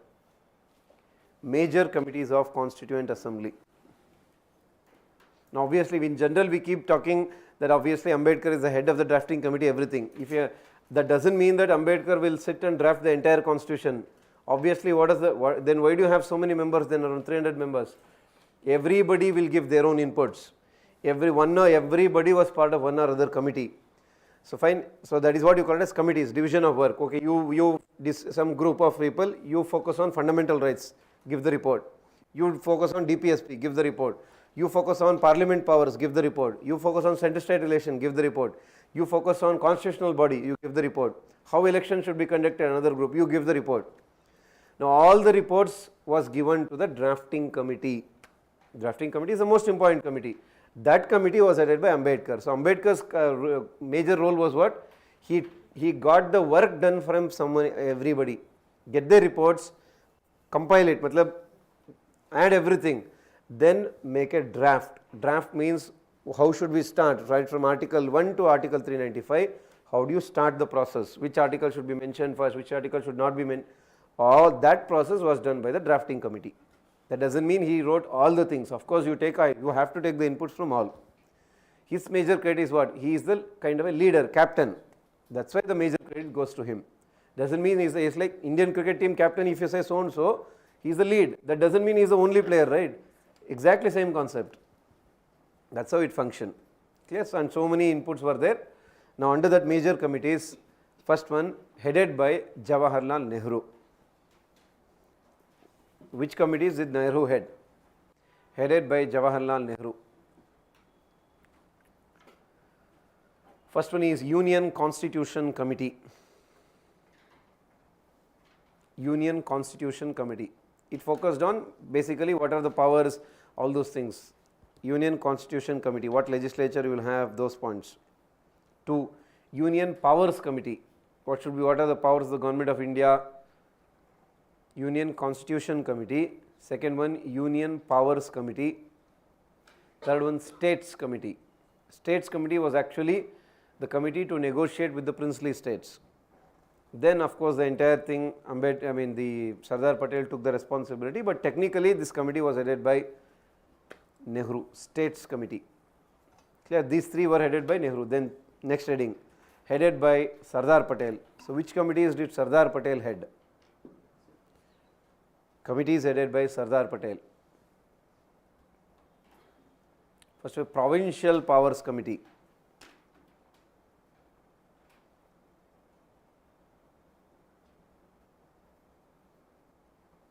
That means what should be the powers of the states, what do you call it as? Provincial Powers Committee, or Provincial Constitution Committee.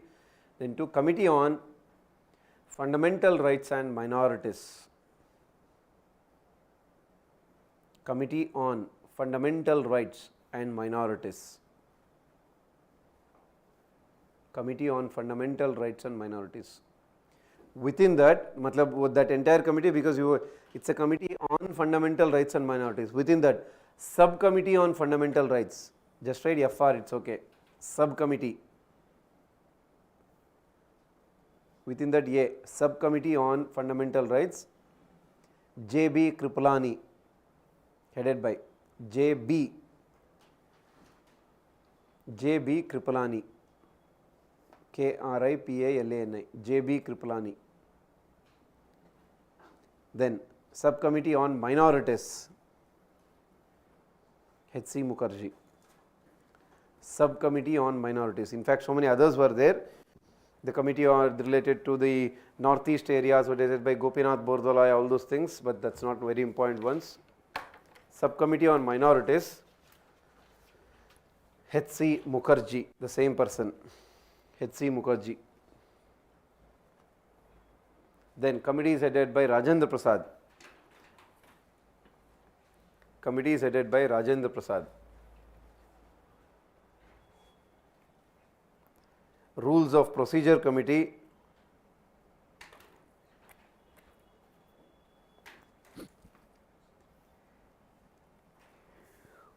Rules of Procedure, that means how should the assembly itself function. Rules of Procedure Committee and 2 Steering Committee, STEERING, Steering Committee. Rules of Procedure Committee and 2 Steering Committee. Fine. This is what, how the assembly should function. For example, you think logically even now, Lok Sabha mein you have something called as Lok Sabha rules. Rajya Sabha you have Rajya Sabha rules. For example, if you have seen the functioning of Lok Sabha and all those things, all of a sudden member cannot stand and speak starting.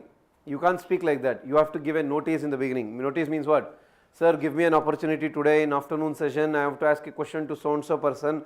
All those issues you have to raise in the beginning itself. Same way, how should the assembly function? For that you need some rules. Okay, how if you want to make an amendment to so and so provision, how do you move an amendment?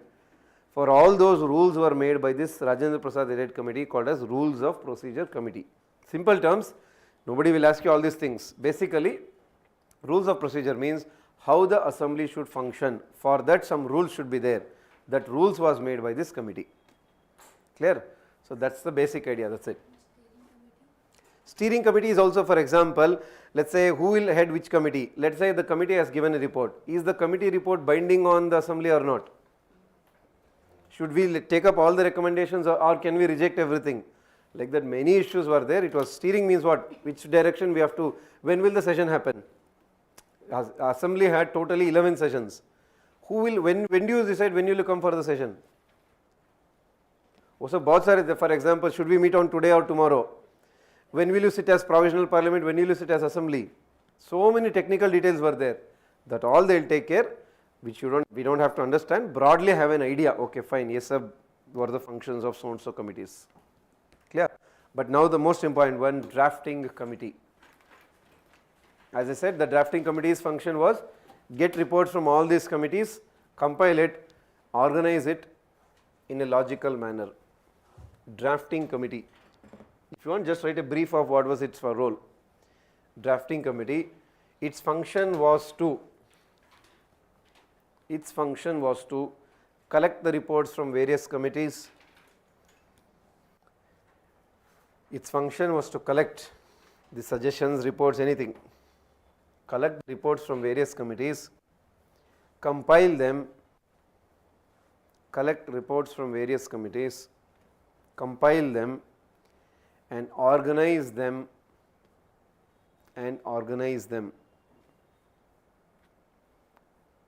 collect the reports from various committees, compile them and organize them. Fine, so many they included, so many they excluded, that is the committee. Obviously we know, right, the composition, it is headed by Dr. B.R. Ambedkar. It was headed by Dr. B.R. Ambedkar, and then write other members, or if you want in margin you clarify that also. It was headed by Dr. B.R. Ambedkar, this is just for your understanding, headed by Dr. B.R. Ambedkar, in margin you clarify, however,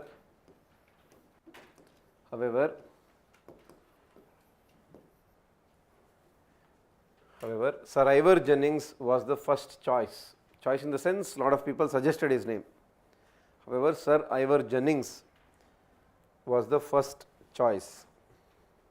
Sir Ivor Jennings was the first choice.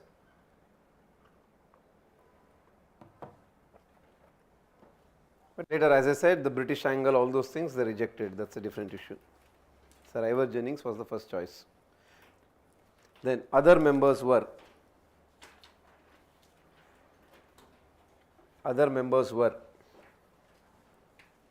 first one, Gopalaswamy Iyengar. Other members were Gopal Swami Iyengar. So they are different name spellings. Gopal Swami Iyengar. Then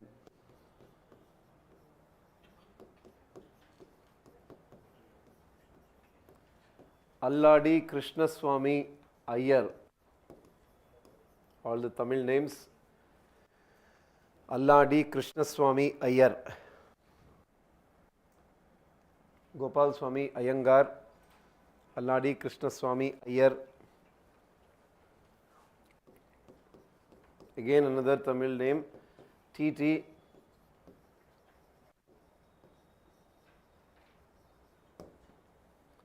Krishnamachari, who later went on to become the finance minister also. T.T. Krishnamachari.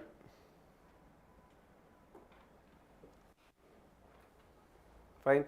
Then K.M. Munshi, he was from Bombay, who played a greater role in even this. Remember, in Gujarat, Somnath temple was reconstructed, so he played a major role in that. K.M. Munshi, M-U-N-S-H-I. Then Madhav Rao.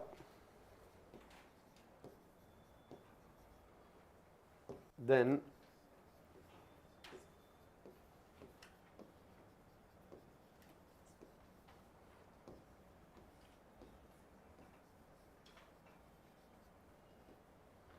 Syed Muhammad Saad-Ullah. Madhav Rao and Syed Muhammad Saad-Ullah.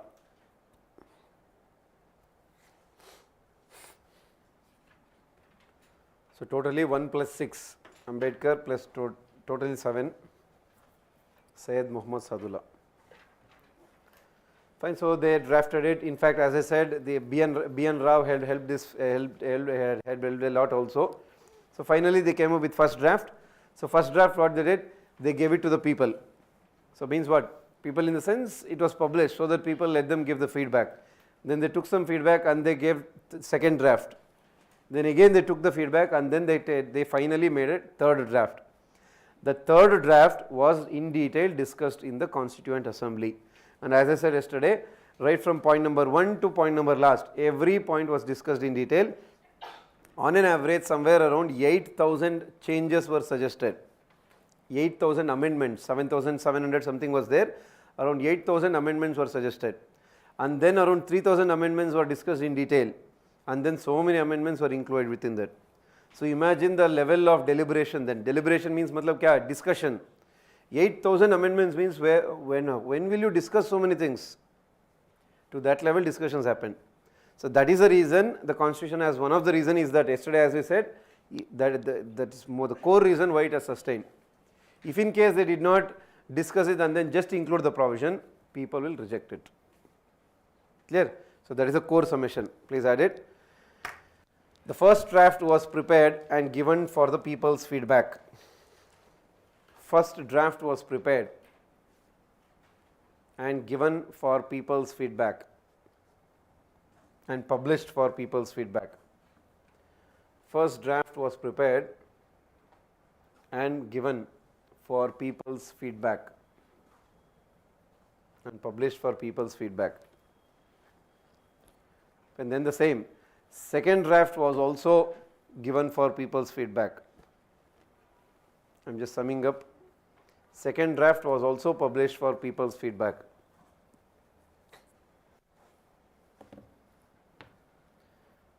Second draft was also published for people's feedback. Finally, third draft was discussed in detail by the assembly. Finally, third draft was discussed in detail.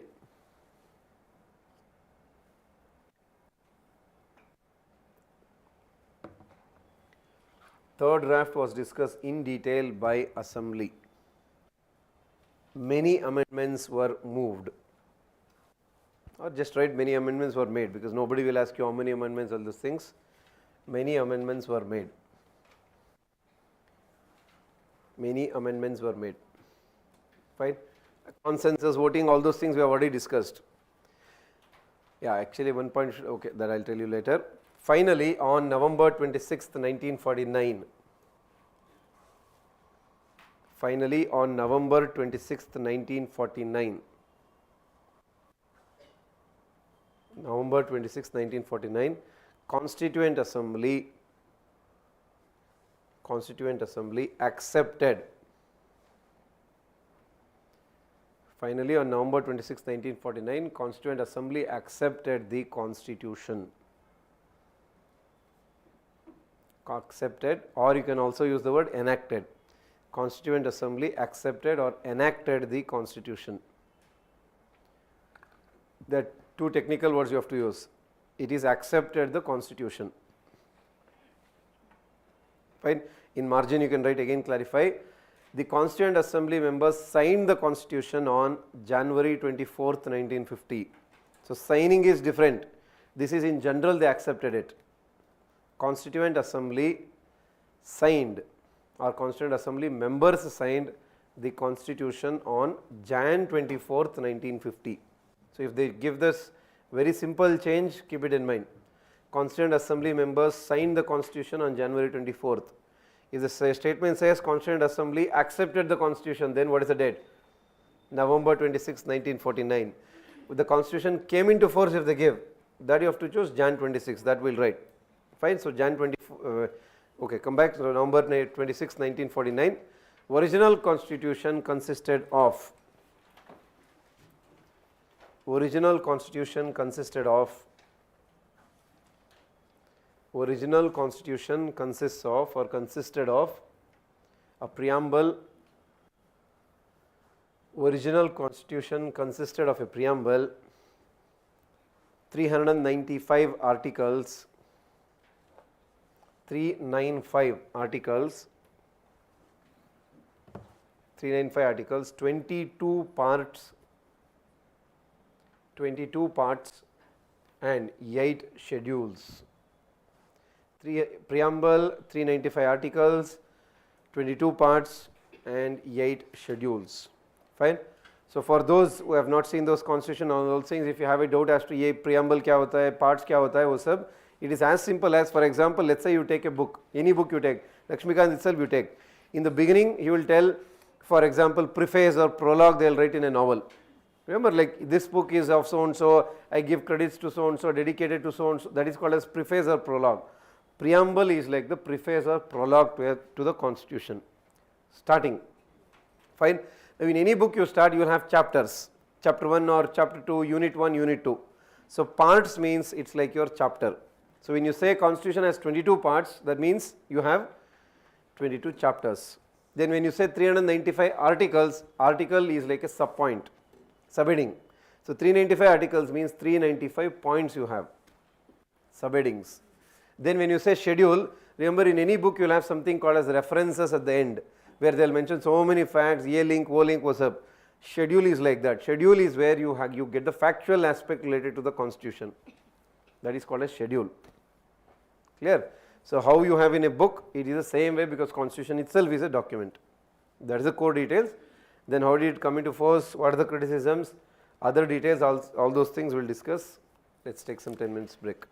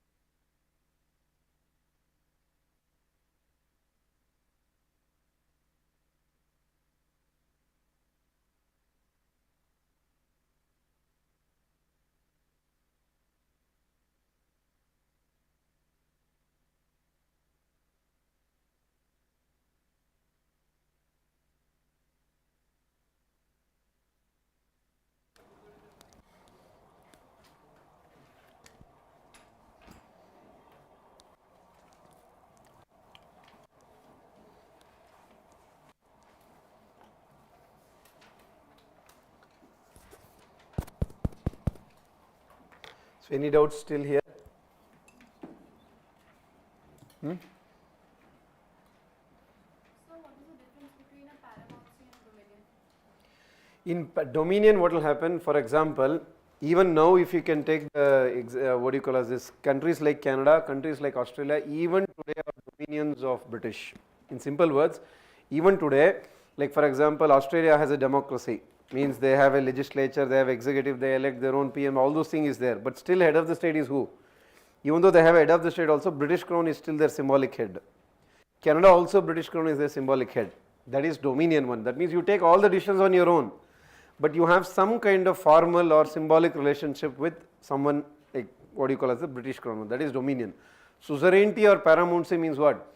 You are completely actually under their control only. If they, for example, if the Queen says don't do this, you can't do anything.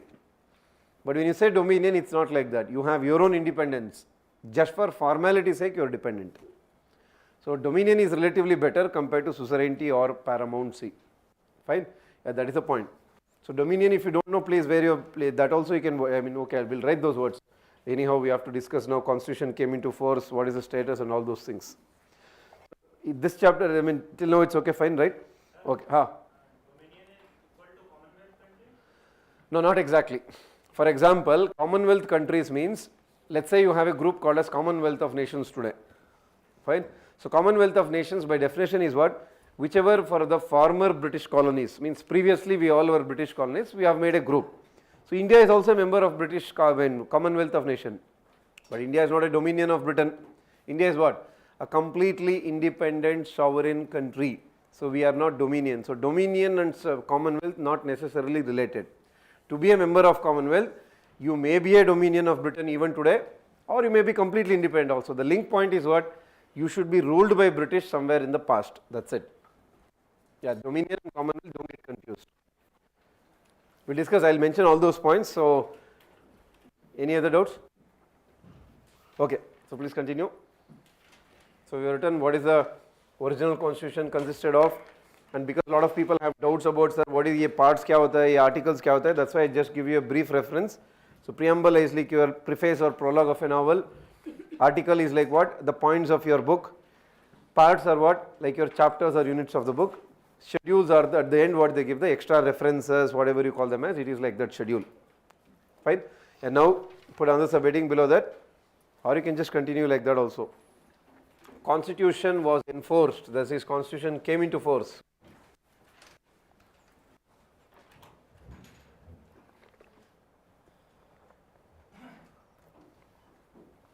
Constitution was enforced on Jan 26th, 1950.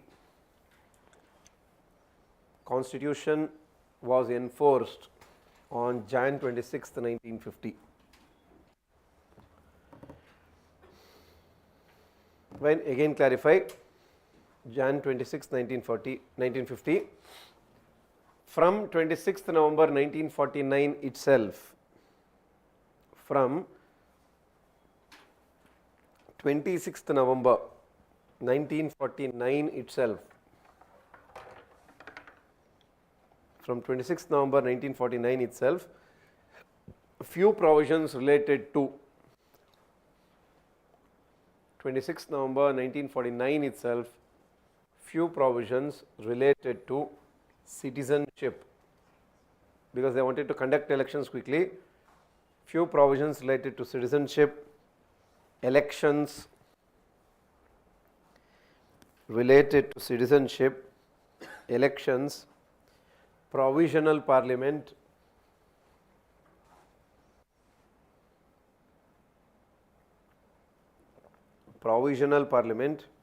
and other temporary provisions.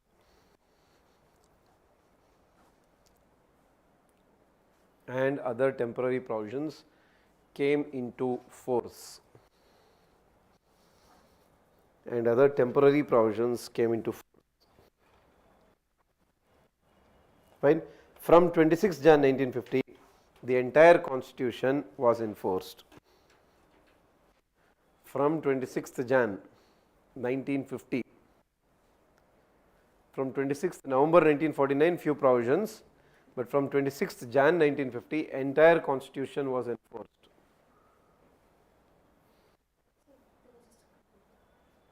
Okay. From 26th Jan 1950, the entire constitution was enforced.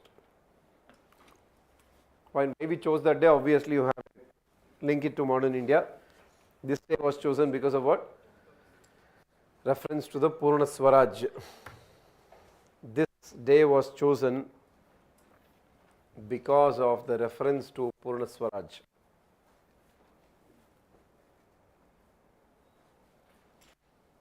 This day was chosen because of the reference to Purna Swaraj. Fine? Because of the reference to Purna Swaraj. Again, from this day, 1935 Act, 1946 Act discontinued. From this day, that is from 26 Jan 1950, 1935 Act, 1947 Act discontinued. Because till then actually 1935 Act was the base, from now on everything discontinued. 1935 Act and 1947 Act discontinued.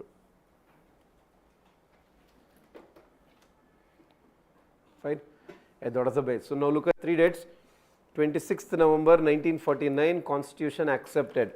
24th Jan 1950 Assembly members signed it, and 26th Jan 1950 Constitution came into force. So 3 dates. It looks small differences, but factually you can't help. So keep those things in mind. And then you can also cross question, sir, why only so and so provisions came into force from 26th November 1949? But we have written elections or citizenship, also provisional parliament, they came into force from that day itself. Why? Actually the reason was because they wanted to conduct elections quickly. They wanted new general Lok Sabha, everything. But what they did not realize was, till then we had, British used to conduct elections based on limited franchise. Remember under 1935 Act also, at the maximum 10% of Indians were given voting rights. But in the original constitution you are giving voting rights for whom? Universal adult franchise for everybody. They did not realize actually the enormity, matlab kitna, how big is the problem.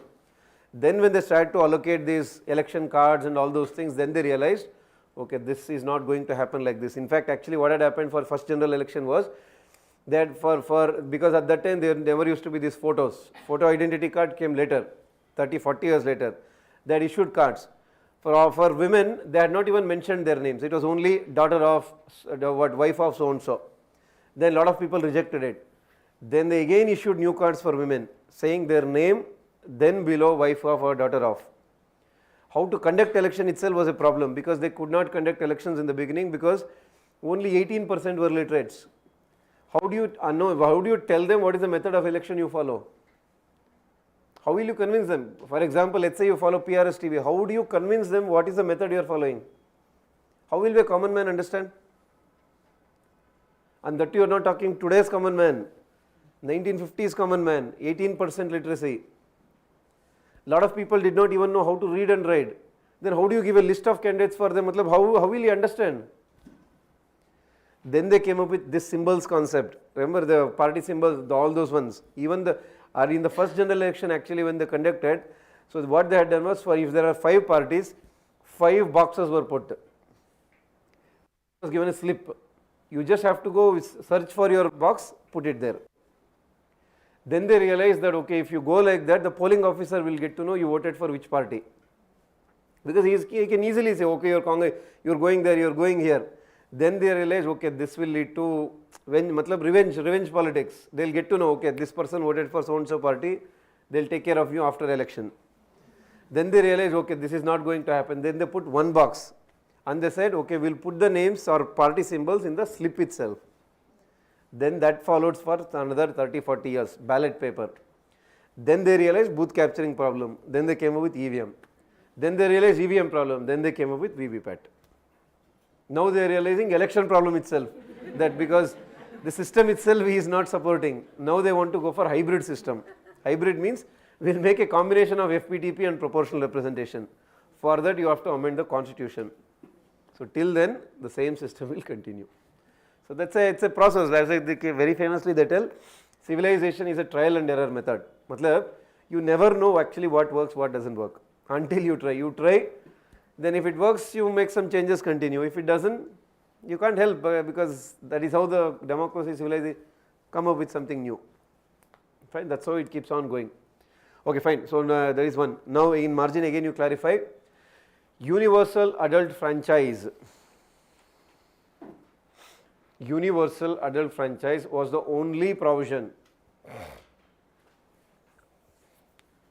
Universal adult franchise was the only provision which was included in the constitution. It was the only provision which was included in the constitution without any discussion.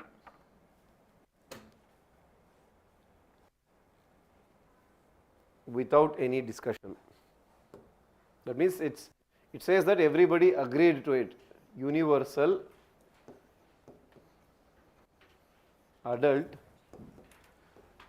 franchise. So look at the name itself, says everything. Universal, that means for all. Fine. Adult, as of now it is 18. Suffrage or franchise means you can also use the term universal adult what? Suffrage also you can use. Originally it was not 18 years, originally it was 21 years. It was made into 18 years because of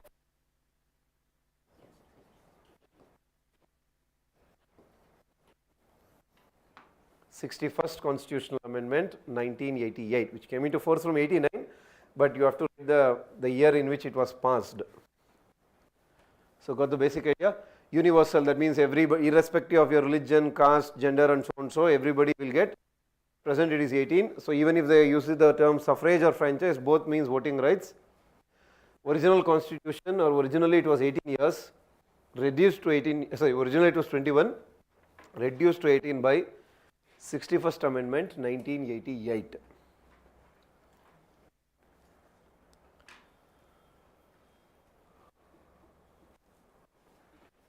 Right? So that is about universal adult franchise.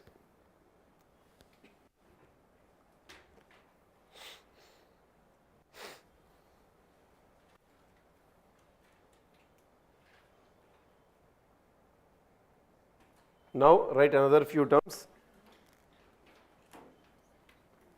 Clarify the status. Somewhere in margin, wherever you have space, you can write till 15th August 1947. Till 15th August 1947. This question was your 2021 prelims. Till 15th August 1947, India was a British colony.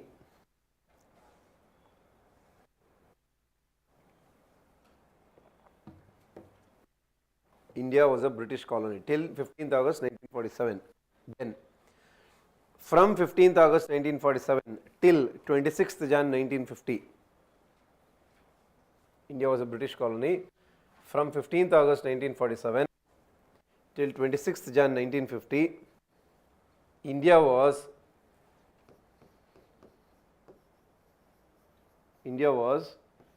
an independent country with what? Dominion status. India was an independent country with dominion status. By 15th August 1947 till 26th Jan 1950, independent country, dominion status. So clarify again, what do you mean by that? It means British Crown was still the head, I mean officially head. British Crown was still the head of the state, was still the head. It means the British Crown was still the head. Fine, that is called as dominion status. Clear? Then from 26 Jan 1950, from 26 Jan, this the last one was your prelims. From 26 Jan 1950, India became sovereign from 26th Jan 1950, India became sovereign, democratic, republic country. So 3 keywords. From 26th Jan 1950, India became sovereign, democratic, republic country. We discuss all the keywords we have to discuss in a previous chapter. Sovereign, democratic, republic country. So this was the actual question on prelims. What was the status of India on 26th Jan 1950? Sovereign, democratic, republic. Clear? Then again, from or based on from 42nd Amendment 1976, next status, from 42nd Amendment 1976, from 42nd Amendment 1976, India became sovereign, socialist, secular, democratic, republic. So another 2 words added. 42nd Amendment 1976, India became sovereign, socialist, secular, democratic, republic. Sovereign, socialist, secular, democratic, republic. Sir, why were those words added? Why they did not add it in the original? We will discuss. Those are all for preamble chapter. Fine.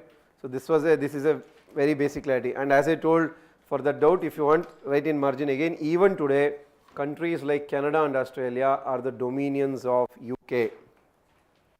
That's why if you have seen, remember last year, Queen Elizabeth died and King Charles continued as a king. And if you had followed news on during that time, Australia also passed a resolution, New Zealand also passed a resolution, Canada also passed a resolution and said King Charles will also be our king. So they took that oath, not oath exactly, take it as a kind of resolution, decision. Fine. So basic point, even today countries like Canada, Australia are dominions of UK. There are so many in Caribbean like Bermudas and all those things, but they are all not important countries. They are the dominions of UK. Fine. That is the point. Actually, there was discussion going on in Australia even from the last 24-5 years back also, the decision was there that we will make ourselves completely republic. We will not have any links with UK. In Australia they had a discussion, but then again a lot of people said, why unnecessary issue? Anyhow, the British king is not directly involving in your decision making. It is just a symbolic namesake. So they are not affecting you. They are not interfering in how the government of Australia functions. And a lot of people said, it's fine. It just indicates our history. With Australia as a country itself emerged, what British took all these prisoners and then put them in Australia. So later, finally, Australians, the so-called prisoners, they not eliminated exactly. There were the local people called as aboriginals in Australia. Take it as original native people. All of them gradually sidelined. So these people made their own country. So to express their history, they have retained their names. That's it.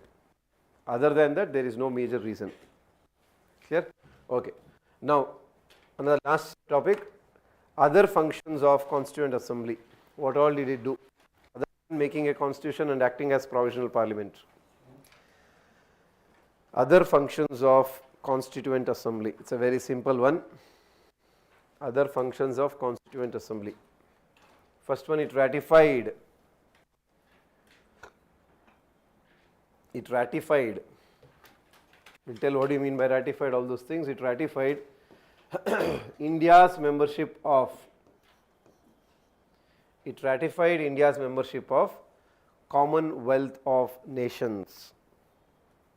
It ratified India's membership of Commonwealth of Nations. Commonwealth of Nations. 2. It chose or it finalized, adopted, any words you can use. It finalized the national anthem, national song, national flag. It finalized the national anthem, national song, national flag. Anthem, song and flag. Then it also elected the first president of India, that is Rajendra Prasad. That also they have a reason, we will write that. It also elected the first president of India, that is Rajendra Prasad.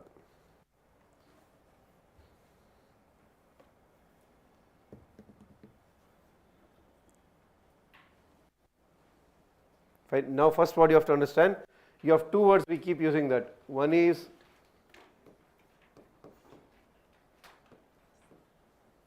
signed, ratified. So we normally we keep taking it as the same one, even in media normally you don't find differences, but actually there is a technical difference between what do you mean by sign, what do you mean by ratify. When you say sign, who is doing it? Executive has signed it. Executive means who, sir? Ministers, or maybe a secretary, foreign secretary. Like for example, India has signed so and so. What in environment? Remember, so many Kyoto Protocol, Paris agreements, like that. So many are there. India has signed so and so means India's environment minister, or prime minister, or external affairs minister, or foreign affairs secretary. Those people have signed it. What do you mean by ratify then?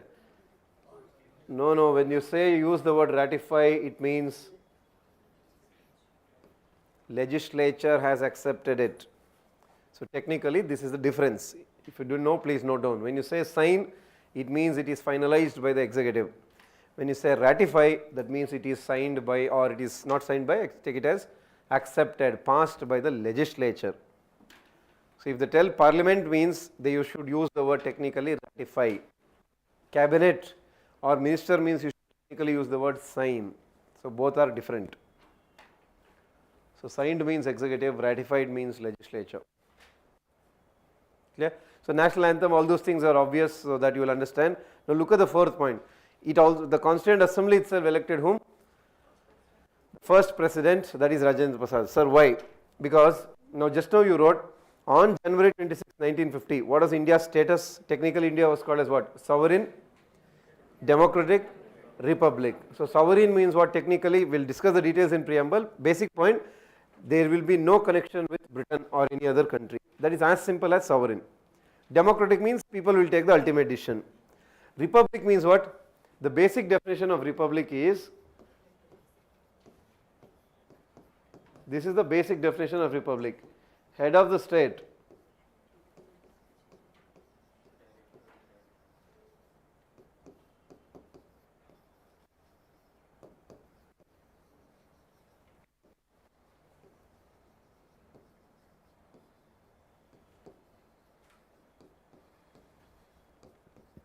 this is the basic definition of republic. Head of the state should be what? Directly or indirectly elected by the people. Clear? So from when did India become republic then? Which day? Republic Day itself we call Jan 26, 1950. Matlab Jan 26, 1950, you should have the head of the state. And who is the head of the state in India? Yesterday itself we told. President is the head of the state. PM is what? Head of the government. Remember yesterday state and government is different terms. Hey, PM, president is the head of the state. So you should directly or indirectly elect him.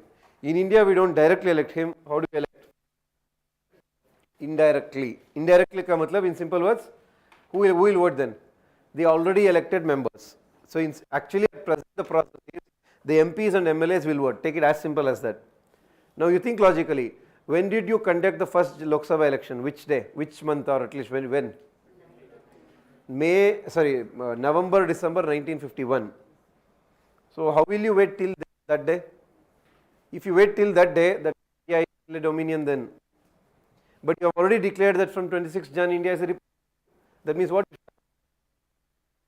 But for president to be elected, there is no MP. And who is acting as legislature? Constituent Assembly as the provisional parliament. So the same people elected whom? President. When did you have vice president? After this, what happened when you had the first general elections, all those things? So general, what do you call this? Rajya Sabha came into force. All those people elected. Then you had the vice president. President comes first for simple reason. From 26 Jan you need to have a person. For that reason provisional parliament only elected them. So they got elected. Got the reason why? So that chronology you should not forget. For simple reason there was no parliament till then. So provisional parliament, that is Constituent Assembly itself, elected them. Clear? Yeah, please write the reason for it. So first write this definition basic. What do you mean by republic? Republic means, and then copy that point. Republic means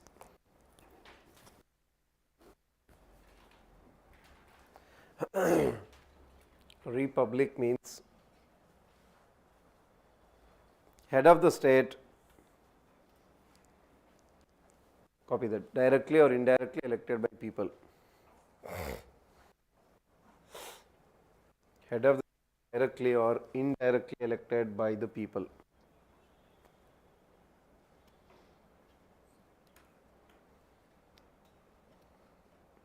Fine.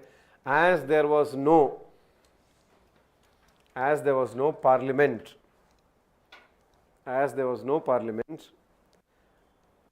the Constituent Assembly itself elected the president, the first president. As there was no parliament, Constituent Assembly itself elected the president. Constituent Assembly itself elected the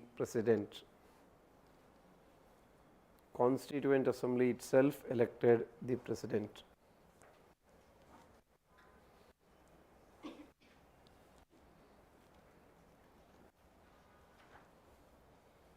So in countries like Canada and New Zealand, they cannot be considered sovereign country even now. Yes, by definition they are not.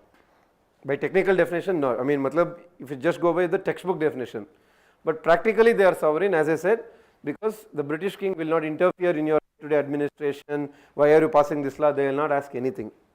So practically they are sovereign. By definition, they are not.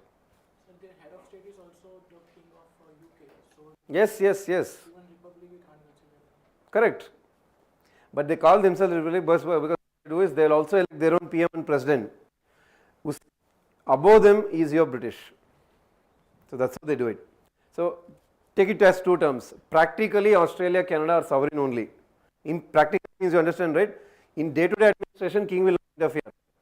By definition, they are not sovereign. Yeah, that is the difference. So this is only ceremonial position. Ceremonial, nominal, just for namesake, paper-wise, not practice. Correct.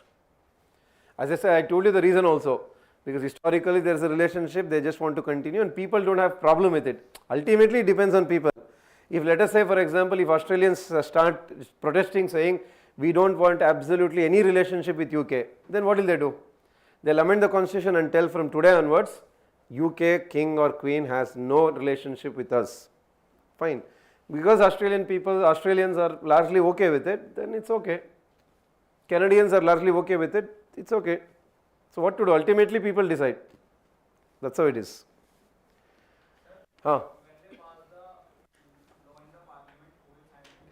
Parliament means India you are telling. They have their own president. President will sign it.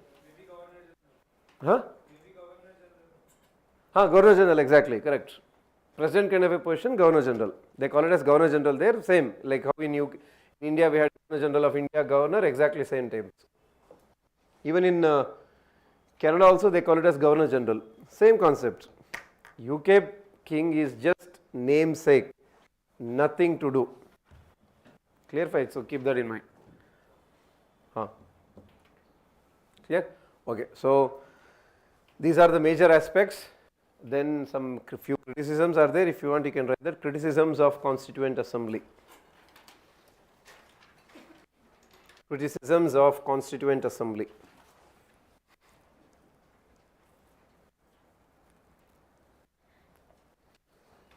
First one is obvious. It is not truly representative of the people. It is not truly representative of the people. And what is the simple reason for it? Because they are not directly elected by people. It is not truly representative. And tell the reason for it, because it is not truly representative of the people because they are not directly elected by the people. Because they are not directly elected by the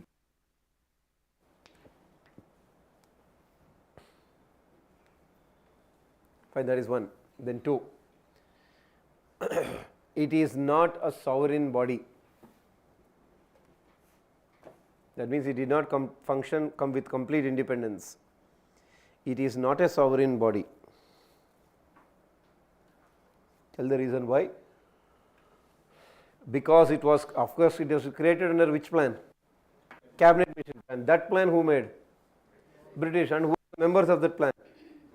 All the members are British. So that's these are criticisms, because it was created under the British plan or cabinet mission plan made by British, because it was created under the British plan and because it was created under the British plan and the permission of British was required for the meetings of this assembly, and the permission of British was required for the meetings of the assembly. Means for the assembly to meet, you should take the permission of British, and the permission of British was required for the meetings of assembly. For the meetings of assembly. Fine, that is another one. Then 3, dominated by Congress. Dominated by Congress. You can write that name also. As said by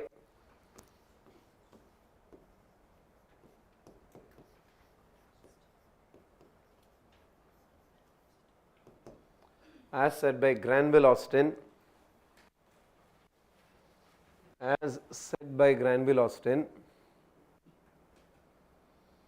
the assembly was a one-party body. Constituent assembly was, as said by Granville Austin, the assembly was a one-party body in a one-party country. It was a one-party body in one-party country. One-party body in a one-party country. Fine, that was another major reason. Then another major criticism, the drafting committee was criticized as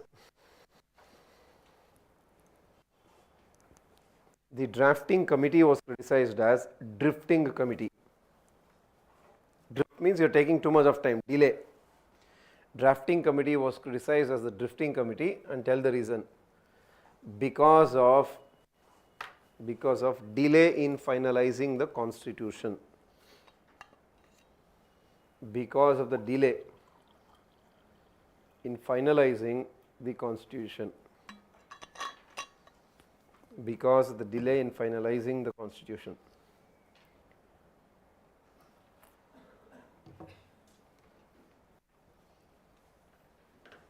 Fine, then Winston Churchill criticized it as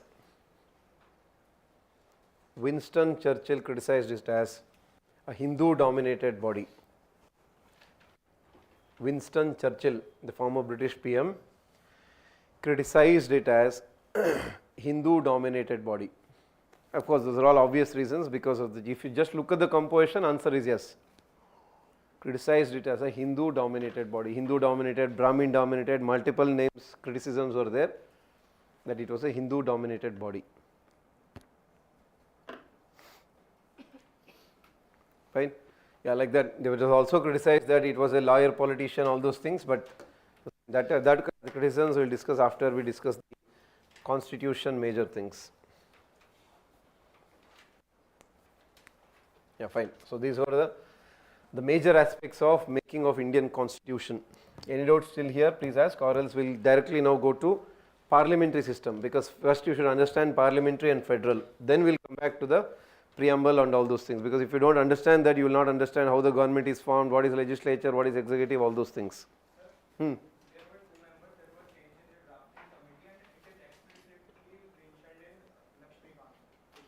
Once again. There were 2 members of drafting committee that were changed. Yes. And it is explicitly mentioned in Lakshmikant. Fine. Why was that? Obviously because of the health reasons. There were other members, like for example, there was this, what is his name? You have a famous Kidwai. Kidwai was also one of the member. So because of some health reasons, they could not conduct, and then finally they replaced him by Madhav Rao, and then there was another person, then was replaced by Syed Muhammad Sadullah for health reasons. One was health reason, another one was they could not function properly for so long, then they changed it. So those are the reasons, fine. Yeah, any other points, any other doubts, or else put the heading parliamentary system.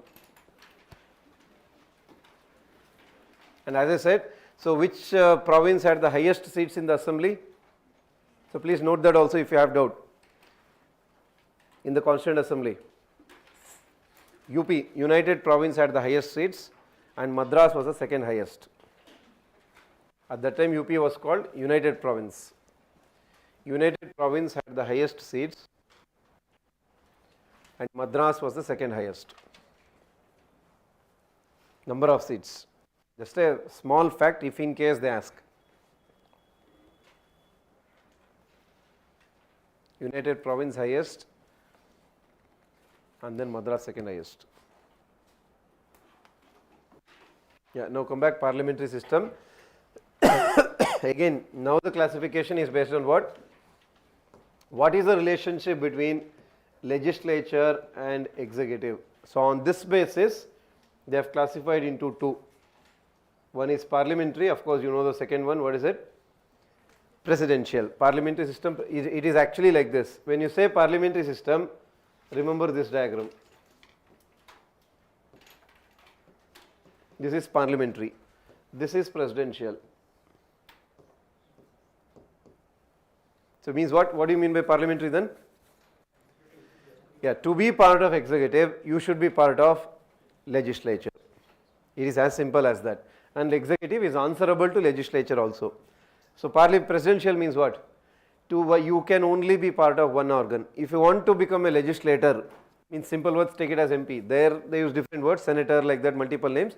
Basic point, if you want to be part of legislature, you cannot be part of executive. If you want to become an executive person, means take it as minister, you cannot become a legislator. So rigid separation, largely rigid separation of power in presidential. Here it is not rigid separation, working together concept. That is the basic idea. Parliamentary system, presidential system, to make the executive accountable to the legislature. Different names are there, obviously. When you say parliamentary system, the mother country is what? UK. When you say presidential system, what is the mother foundation country? US. Again, we keep on discussing, if you have heard, sir, which system is better, sir? Both the system have its own advantages, disadvantages. Just because we shift from parliamentary to presidential, it doesn't mean that all the problems will be solved. There is nothing like that. For example, if you think that, sir, parliamentary is better, then how did US develop then? Or if you feel, sir, presidential is much better, then how did UK develop then? So every country or every system will have its own advantage. It depends on, again, as we said yesterday, it does not depend on the features of the constitution. It depends on whom? The people who run the constitution. So it depends on that, how you run it. Not necessarily only the features. Of course, features matter, no doubt. Fine. So that is the basic point. Then remember, this is a very famous question they keep asking in parliament, I mean in UPSC 1. What they'll do is they'll give all the features of parliamentary system. What 3-4 points? Everything is parliamentary system features only. Then they'll ask, which among the following is the foundation or the core principle of parliamentary system? Got the point? Yesterday, remember I said, let them give any statement. When you say constitutional state or government, what is the keyword you should search for? Limited government. Same way, state parliamentary system, the core word you have to search for is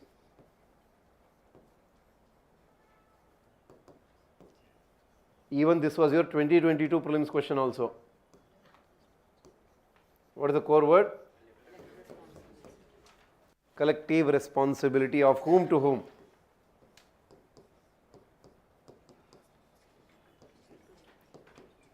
This is the core. So you just search for this word called as responsibility, your answer is done. So this is a very, very famous UPSC question. Every alternate year they will keep asking the same. But they will give all the other statements also, and all the other statement is also correct. But the statement asks you which is the core feature. The core is this foundation, what they call it as. Got a brief idea? Yeah, first let's write few basics. Under that you write first one. Democracy across the world, or democracies across the world. Democracies across the world can be divided into two types. Democracies across the world can be divided into two types. democracies across the world can be divided into two types based on the relationship between divided into two types based on the relationship between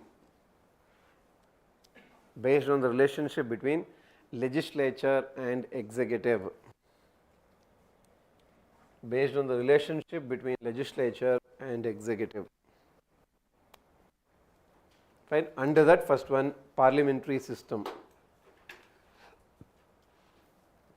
First one, parliamentary system, and you can write this illustration.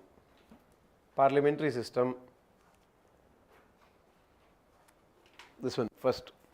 So what do you mean by that? Here executive means you are only talking about political executive, ministers, not the permanent executive. Bureaucracy we are not talking.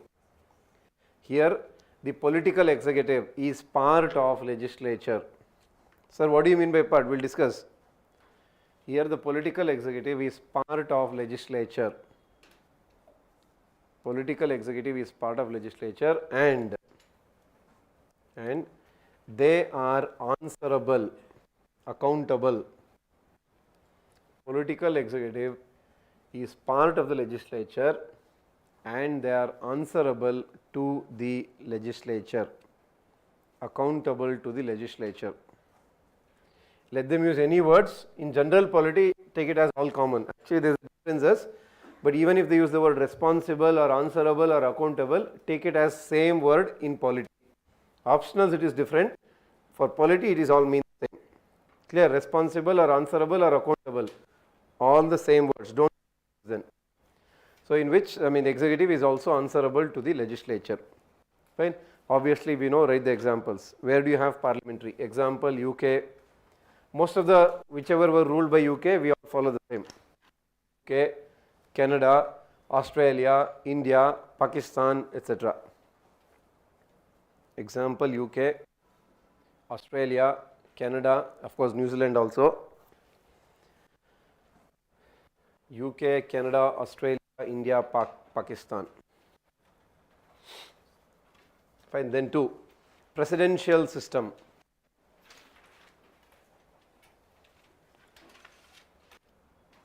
Presidential system, and write this diagram. So what is the basic meaning then? Here executive is not part of legislature. Executive ka matlab same political executive. Here political executive is not part of legislature. Political executive is not part of legislature and hence they are also not answerable to them. To them means legislature, and they are also not answerable to the legislature. And they are also not answerable to the legislature. And those countries also, you know, as I said, they are also not answerable to the legislature. Example, yes, Russia, Brazil, etc. US, Russia, Brazil, etc. Fine. In fact, some countries are a combination also. For example, France is a combination of these two. Means what? It is not parliamentary also, it is not presidential also. It is a combination of two. How is that? That we will discuss. First, let us understand what do you mean by parliamentary and presidential, then we will go to that. So that is why France is a hybrid system. Fine. So, because remember last year 2022 mains question they have asked about compare the elections of Indian president and French president. So that if you understand the process, you will understand that actually it is a hybrid system. So before that, so let us write down another few and another a lot of, okay, that names we will understand again at the last. Okay, so now put the heading, features of parliamentary system. Features of parliamentary system.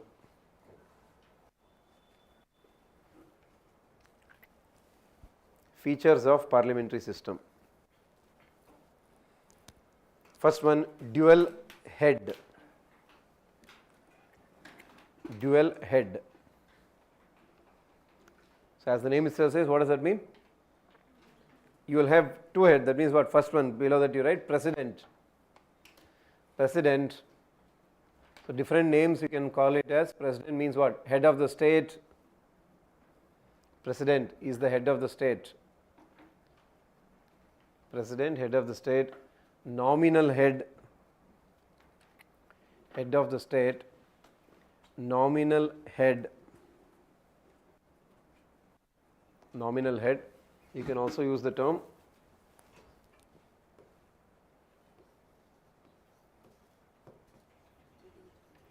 de jure head. De jure means jurisdiction, theoretically means de jure head. De jure means theoretically.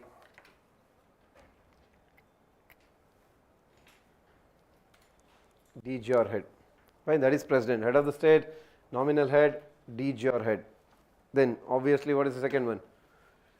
Prime minister and reverse. Head of the government, prime minister, head of the government, real head of the executive or real head, head of the government, real head, and 3 in place of the word jure write de facto means fact in real, de facto head. Head of the government, real head, de facto head. Fine, that is first one, dual head. Then the second one is, as you have already mentioned, this one, dual membership. Dual membership. This was also a statement in 2020 prelims. I will tell what was that exact statement. Dual membership. Dual membership means, as we just now told, what? To be part of executive, one should be part of legislature. Or in simple words, to become a minister, you should be an MP. To be part of executive, one should be part of legislature. To be part of executive, one should be part of legislature. That is, to become a minister, you should be what? MP. To be part of executive, one should be part of legislature. Now, what is the difference here? So, this is the difference point. Remember, in Indian constitution itself, article 75 itself gives you an exception. What is the exception? You can be directly appointed as minister, even if you are not what? Even if you are not an MP. For basic point, understand, at present you have, if you take, let us say for example, parliament. So, Lok Sabha, Rajya Sabha. Now, even if you want that basic point also, because I am just clarifying, you will be knowing. So, if you want to become a minister, you should be only part of Lok Sabha, correct? That means what? Only Lok Sabha MPs can become minister, correct or not? Obviously no. To take Jaishankar, take Nirmala Sitharaman, what are they? So, basic point is what? It is not necessary that you should be part of Lok Sabha, you should be part of what? Parliament. Fine, that is one point. Second point is what? Let us say take the example of Jaishankar itself. So, if you can recall that by time of the history, but because Sushma Swaraj was the external affairs minister, but she had some health issues and all those things. So, what they chose? They decided that let us directly make whom? Let us directly make, because by that time Jaishankar had retired as the foreign affairs secretary and all those things, they said let us directly make him as the minister. But remember, when he was made the minister, he was not an MP. That means what? No Lok Sabha MP also, basically he was not an MP, forget about Lok Sabha, Rajya Sabha. So, then what is the point then? Within 6 months, let us say you took the vote today as the minister, add 6 months from now. So, you should become what? MP. That is the point. This is an exception in Indian constitution. In UK, you do not have this point. In UK, it is the reverse point. Means what? If you want to be appointed as a minister today, what you should be? You should be an MP. That means only MPs can be made minister in UK. But in India, we have a 6 months exception. That is mentioned in Indian constitution itself. Fine. Take Mamata Banerjee example take Uddhav Thackeray example. Uddhav Thackeray is not the CM now, but he was CM just 1 year before because of all the, remember you might be knowing all that Maharashtra issue and all those things. So how did Uddhav Thackeray become CM? Remember in Maharashtra you have, correct, the Maharashtra state legislature includes both assembly as well as council. That is means it is a bicameral legislature. Bicameral ka matlab kya hota hai? By 2. So it is a bicameral legislature. Remember Uddhav Thackeray, normally the Thackeray families never contest election. So Bala Thackeray also never contested, even Uddhav Thackeray never contest election. Even that election he did not contest. But what happened? There was a hung verdict. Hung verdict means what? Hung verdict means if they give the term, wherever they use the term, keep it in mind. Hung verdict का मतलब होता है no single party has got more than 50% of the seats. That is called as hung verdict. Fine. So most of the states now you have hung verdicts. Means what? No single party gets more than 50. That means automatically what is the concept? Coalition governments. So hung verdict. So then what happened? Whatever issues, political issues, whatever. So multiple like what Shiv Sena, Congress, NCP, Sharad Pawar all wanted to come together and form the government. At that time, Uddhav Thackeray was still not MLA or MLC.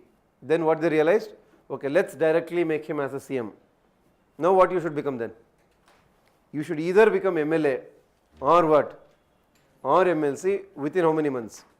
6 months. So then obviously what they'll do, normally what they do is, their party MLC will be there, that seat they'll tell him, vacate this seat. The seat becomes vacant. Then there is a concept called as by-election. By-election ka matlab hota, there are two types of election if you have heard. One is general election, second one is by-election. General election means what? Let us say for Lok Sabha general election means, what is the Lok Sabha strength? 543. If you are conducting elections for all the 543 seats, then it is called as general election. Let us say for example an MP died. Will you conduct election for all the 543 seats now? Which seat will you conduct? That seat, let's say for example some constituencies, whatever, some X constituency, Allahabad, this, that, whatever you make it as, that person died or resigned, disqualified, only that seat you conduct election, that you call it as by-election. So by-election is conducted for vacant seat. General election is conducted for what? All 543, or if you do it for this also it is the same. If you do it for all it is general, if you do it for only vacant seat it is by.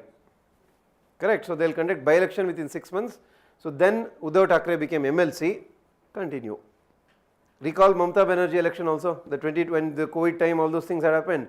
And what happened? Because of the BJP issue, TMC issue and all, Mamata Banerjee had actually what? She lost the MLA election. But remember, in at least here in Maharashtra you have council, in Bengal what? You don't have council. What you only have then? You only have assembly. That means you have to become an MLA then. Now you can't conduct election now. So then what she did? Of course she is the head. She directly became CM. Now what she did? From I think Bhiwanipur or some constituency is there. So from that seat her own party person had become MLA. Now when she said vacate the seat, you have to vacate. There is no other option. So she said vacate the seat. One second, I'll finish up. So she vacated. I mean whatever that person vacated. So then what you do? By-election within 6 months. Of course she contested, so that's obvious it is, she became MLA again, she continued. Sir, you counter question, if sir what if she doesn't get elected then? Then you have no option now, until another seat vacates, another election happens, you cannot continue as CM.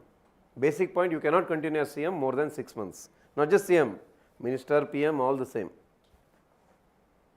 Got the 3 examples, yeah, now you ask. No, for that there is obviously there are at present there are only 6 states with council. That option is left to the states itself. If they want to, they can have it, and there is a process for creating or abolishing it. For example, because of this what happened, Mamata Banerjee, I mean West Bengal Assembly passed a resolution saying we want a council in our state. In Andhra Pradesh, Jagan Mohan Reddy, you might have heard. So they have a council and they said we don't want a council. Sir, why do some states have it? The practical political reason is what? Like Uddhav Thackeray reason, because Uddhav Thackeray don't want to contest MLA seat. Now MLC directly you can become, because it's an indirect election. So normally what they do is when they lose MLA elections, they go to council, become MLC there, become minister. It's a indirect route. According to the constitution, the idea of having a second house is always to check the first house, because look at assembly or you look at the national level Lok Sabha. Lok Sabha is a popular house. Popular house ka matlab directly elected by people, 1. 2, because you have popular house, you never know what kind of decisions they take. Because for election purpose, they will be ready to do whatever they want. Any laws they will be ready, especially during election times. But Rajya Sabha, look at it, it's a check. They are not directly elected by people. So now then what will happen, that's why you look at you look at a Lok Sabha MP, you look at Rajya Sabha MP. Normally Lok Sabha MP will be popular, famous. Rajya Sabha MP will be relatively knowledgeable person, relatively, not exactly I am telling, relatively, degree you have to take. So because democracy works like that, ideally people should choose candidates who have knowledge also and who responds to their need also, both. But what does people do? People break it. Knowledgeable person people don't elect because What if there is no legislative council and ECI says that we cannot have election because of so and so reasons like pandemic and all, then what will happen to that? he cannot continue as CM then. No minister, nothing. But normally you will have it because kind of these emergency COVID kind of one you don't have normally. If you can't have elections, you cannot continue as CM or minister more than 6 months. That is obvious. So will that person go to SC? Even if you go for that, constitution doesn't allow you. Until the next vacant seat election happens, absolutely you can't continue after 6 months. That is how the process is. Fine. I think you got a brief idea. Now let's write what are you writing? Dual membership. Did you write any point there? To become part of executive? Clarify then below.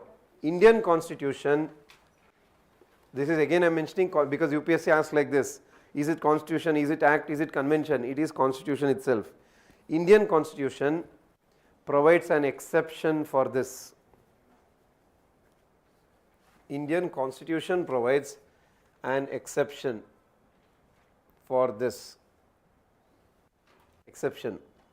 An exception for this. What is it? Clarify. A person who is not an MP, or at the state level you can call it as MLA, MLC also. A person who is not an MP can also be appointed as minister. Here minister includes prime minister also. Fine, because according to the constitution PM is primus inter. Okay, that all we will discuss later. Indian constitution provides an exception. A person who is not an MP can also be appointed as minister. And what is the only check? Yeah, however, they should become an MP within 6 months. However, they should become an MP. They should become an MP within 6 months. They should become an MP within 6 months. So if you want, write those examples. Example, Jaishankar was appointed as External Affairs Minister. Now just write Jaishankar, Mamata Banerjee resents, Uddhav Thackeray. 75, this Indian constitution exceptions in 75 they have mentioned. Example, H. Jaishankar as External Affairs Minister, Mamata Banerjee as Chief Minister of Bengal, Uddhav Thackeray Chief Minister of Maharashtra. That's what, for example, let's say you have lost an election directly, but you want to continue in the positions and they have made that provision for themselves. You may, you may not. So we made an exception just to allow. Minister model. Correct, parliamentary system. So is it correct to make a statement that Rajya Sabha is there for checking Lok Sabha, sir, because House of Lords are never ready to give their power or transfer their to the House of Commons, sir. Due the course of democratic process or development, sir, they actually forced to give or devolve some power to most largely power to the House of Commons. Yeah, same. But actually you should understand, in India, Rajya Sabha is not inspired from House of Lords. Rajya Sabha is inspired from House of Senate of US. So it is House of Lords actually don't have that level of, earlier they used to have. But after they start to become more and more democratic, it is not House of Lords who have more power, it is House of Commons. Our system is actually inspired, I mean in that kind of House of Rajya Sabha is inspired from Senate. Senate means US, not the House of Lords of UK. Fine, but yes, it is a check. As you said, of course it is a check. Rajya Sabha gives an effective check. We will discuss in Parliament how all has it given a check, how it has performed, all those things we will discuss that way. Fine, that is dual membership. Fine, the exceptions and all those things. Now the third one, majority party rule. Third provision, third feature, majority party rule. Majority party rule. So the name is, so look at it here, we are using the word majority, means what then? Correct. So write that. To form the government, the party should have, to form the government, the party should have more than 50% seats. To form the government, the party should have more than 50% seats in which house? In the Lok Sabha, lower house always. The party should have more than 50% seats in the lower house, that is Lok Sabha. It means at the state legislature, which house then? Assembly. Fine, same concept in the Lok Sabha. Fine, that is a basic point. That means what? So as I said, at present Lok Sabha strength is what? 543. So Rajya Sabha doesn't matter for us, you should only take it to directly elected. You make it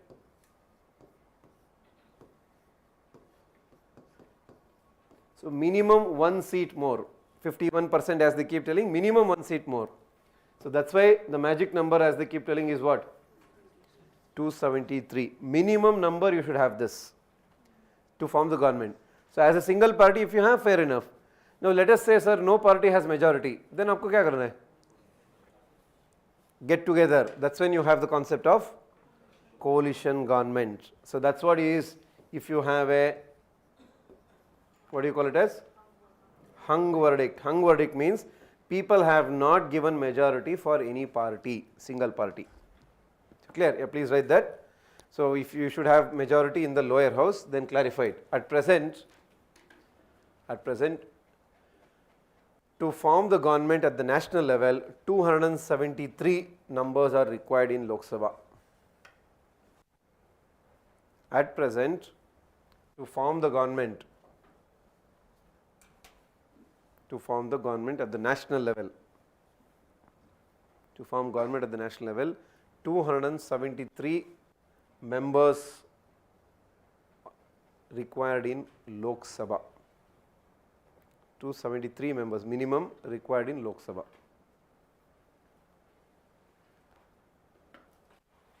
Fine. Then clarify this. In case of a hung verdict,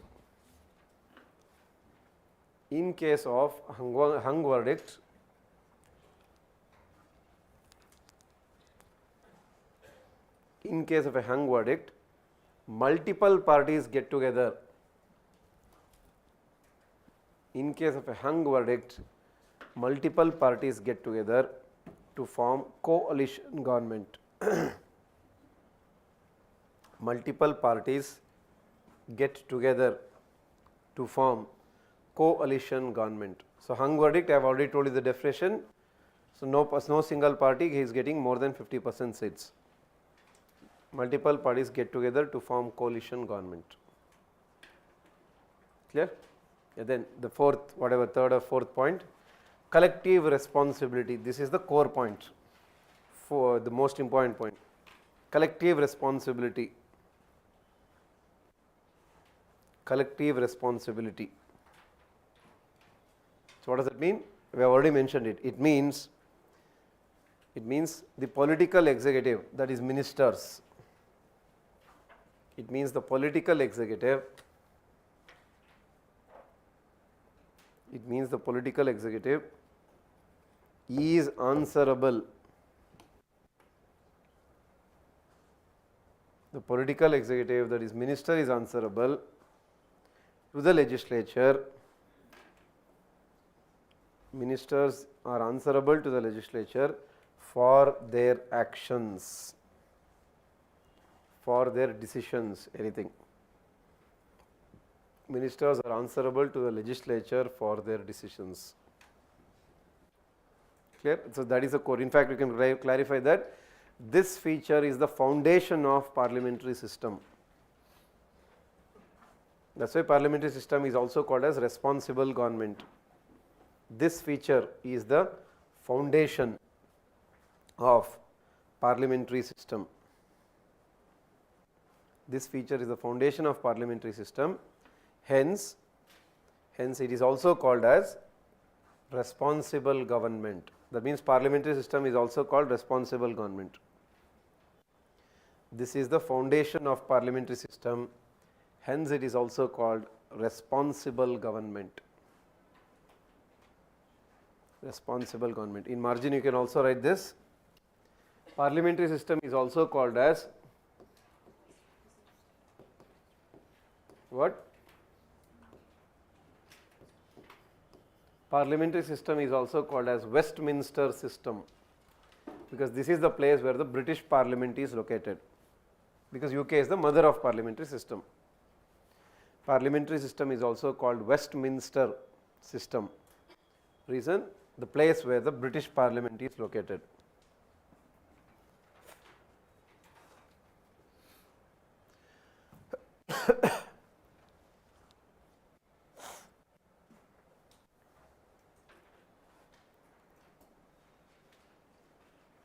Fine. Next, leadership of Prime Minister. Leadership of Prime Minister. As we already told, PM is the real head of the executive. Leadership of Prime Minister. Fine. So write those various names. PM is the real head of the executive. PM is the real head of the executive.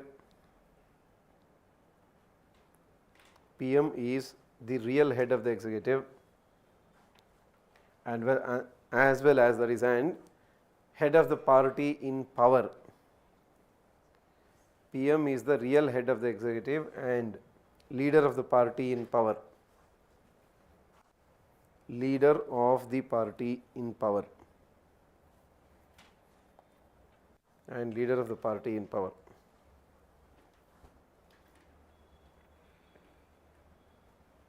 Clear? So that is another one. No major important. You can also clarify this. PM is considered as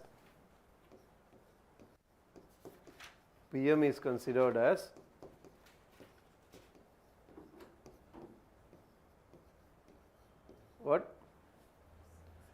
Primus inter pares. Yes, a Latin covers Latin terms.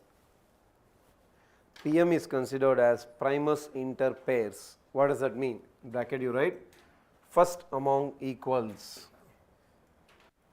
PM is considered as primus inter pares, that is first among equals. First among equals का मतलब क्या होता है? That means he doesn't have any extraordinary powers. He is like any other minister. He is just first among the ministers. That's the reason, according to the constitution, we will discuss later in other chapters, constitution doesn't give a separate oath for PM. Whatever an external affairs minister or a defense minister or an agriculture minister takes the oath, same oath who will also take? PM will also take. If, for example, according to the constitution, PM was something was different, what they will do? They will give a separate oath. For example, you look at president's oath, we will discuss it. President oath is different, because president is what? Head of the state. Fine, he is one step above. But PM oath is not different. Oath of any minister and a prime minister is also exactly the same. Prime minister also will not receive any extraordinary salaries also, according to the constitution. Of course, nobody will become minister or prime minister to get a salary, that is a different issue. But according to the constitution, that is how it is treated. Clear? So that is what you call it as primus inter pares, first among equals. For next one, next feature of parliamentary system, political homogeneity.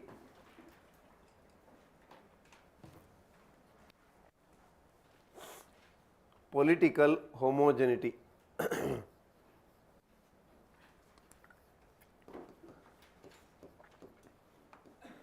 Homogeneous means what? As the name itself says, same kind of thinking. Political homogeneity is very simple. It is derived from your majority party rule, because to form the government you should have majority party, more than 50% seat. So in simple words, most of the ministers will belong to the same party. Now when you belong to the same party, same ideology, same interest, automatically what you will have? Political homogeneity. In simple words, all the ministers will share same ideology because of the majority party rule. But you also have a chance of what? Coalition government. Now if you have 15 political parties like Manmohan Singh or Vajpayee, how will you have political homogeneity then? In simple words, how can a BJP party and let us say for example a DMK or an AIDMK in Tamil Nadu or TMC think the same way? Both their ideologies are not the same. So then how will you have political homogeneity, sir?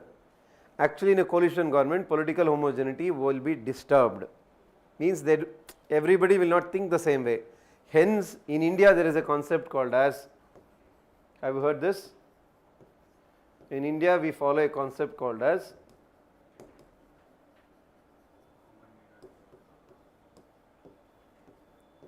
common minimum program. It is not mentioned in the constitution.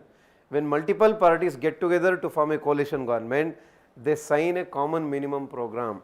Look at the name itself. Common means what? You keep all your ideologies aside, let us work commonly on these three issues, whatever, education, health, this, whatever, let us have a common ground. That is common minimum program. The Punchi Commission, you might have heard, Sarkariya Punchi Commission calls this as the dharma of coalition government. Dharma means what? Dharma means it will tell you what is good, what is bad, what is allowed, what is not allowed. So this is called as a dharma of coalition government. To that level it is important, but it is nowhere mentioned in the constitution. Got it? It is a practice in convention, as we keep telling. Got an idea? Yeah, please clarify that. As there is majority party rule, ministers belong to the same party. As there is majority party rule, ministers belong to the same party. Ministers belong to the same party. Ministers belong to the same party. Automatically, hence what? Hence they share same ideology and interests. Hence they share same ideology and interest. That is what you call it as homogeneity. Hence they share same ideology and interests. They share same ideology and interest. Clarify below. However, in coalition government, this will be disturbed. This will be diluted. However, in coalition government, this will be diluted, compromised. In a coalition government, this will be compromised. Hence, what you have? Yeah, hence common minimum program is followed. So, underline common minimum program. Hence, common minimum program is followed. Common minimum program is followed. Clarify again, this is nowhere mentioned in the constitution. It is a practice. It is nowhere mentioned in the constitution. It is nowhere mentioned in the constitution. It is a practice. Again clarify, according to Punchi Commission, according to Punchi Commission, MM Punchi, according to Punchi Commission, what is it called as? It is considered as a dharma of the coalition government. According to Punchi Commission, it is considered as the dharma of coalition government. That means it will tell them what to do, what not to do. Considered as the dharma of coalition government. Clear? Now, the last main feature, dissolution of lower house. Dissolution, DISS, dissolution of lower house. Lower house means we are referring to which house? Lok Sabha. Sir, why is it called as lower and upper? All those things we will discuss later in other chapters. Dissolution of lower house. So, write the point, we will discuss it. Lok Sabha can be dissolved. Obviously, you know the basic term. What is the term of Lok Sabha? 5 years. That is the point. Lok Sabha can be dissolved even before 5 years. Lok Sabha can be dissolved even before 5 years by the President, not the PM. Lok Sabha can be dissolved even before the 5 years by the President, But how? On the advice of Council of Ministers. You use the term PM also, it is actually Council of Minister. Can be dissolved even before 5 years by the President on the advice of Council of Ministers. Clear? Now clarify again, few points are there. There is no ground mentioned in the Constitution. That means, why are you dissolving it earlier? There is no reason. There is no ground mentioned in, that means on what basis? There is no clarity in the Constitution. There is no ground mentioned in the Constitution. Clear? That is one point. Then another clarification. This is irreversible decision. Irreversible means what? Once you dissolve it, you can't say, no yaar, so please take it back, nothing doing. This is irreversible decision. Then what is the only next consequence? The only option is general election. Means conduct election for all the seats. This is an irreversible decision and the only option is general election. The only option is general election. Clear? Yeah, that is the points.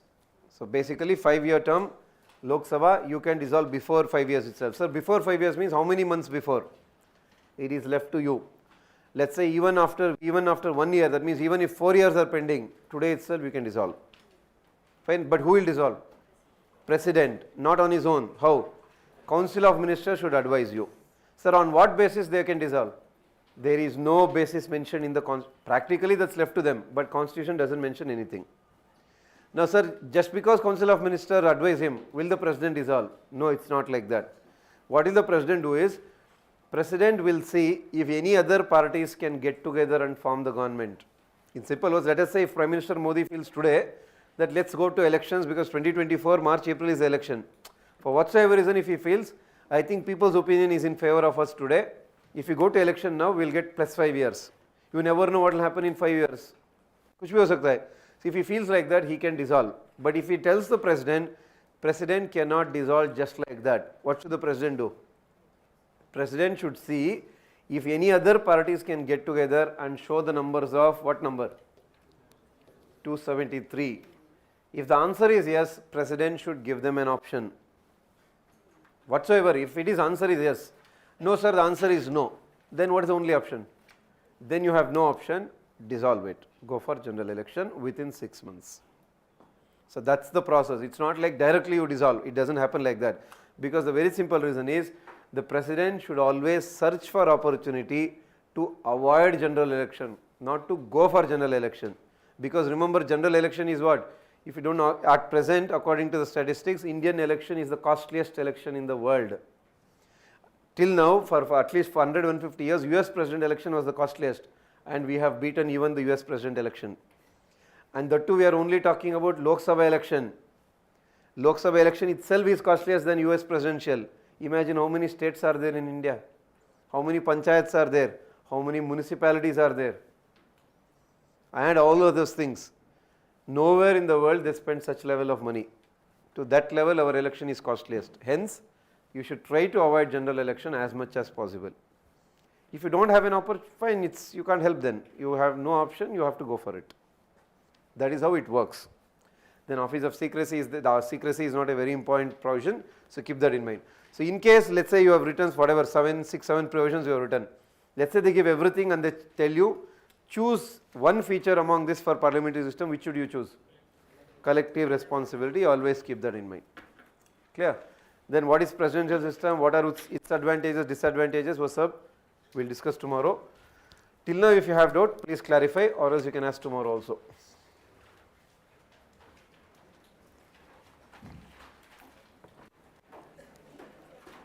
Fine.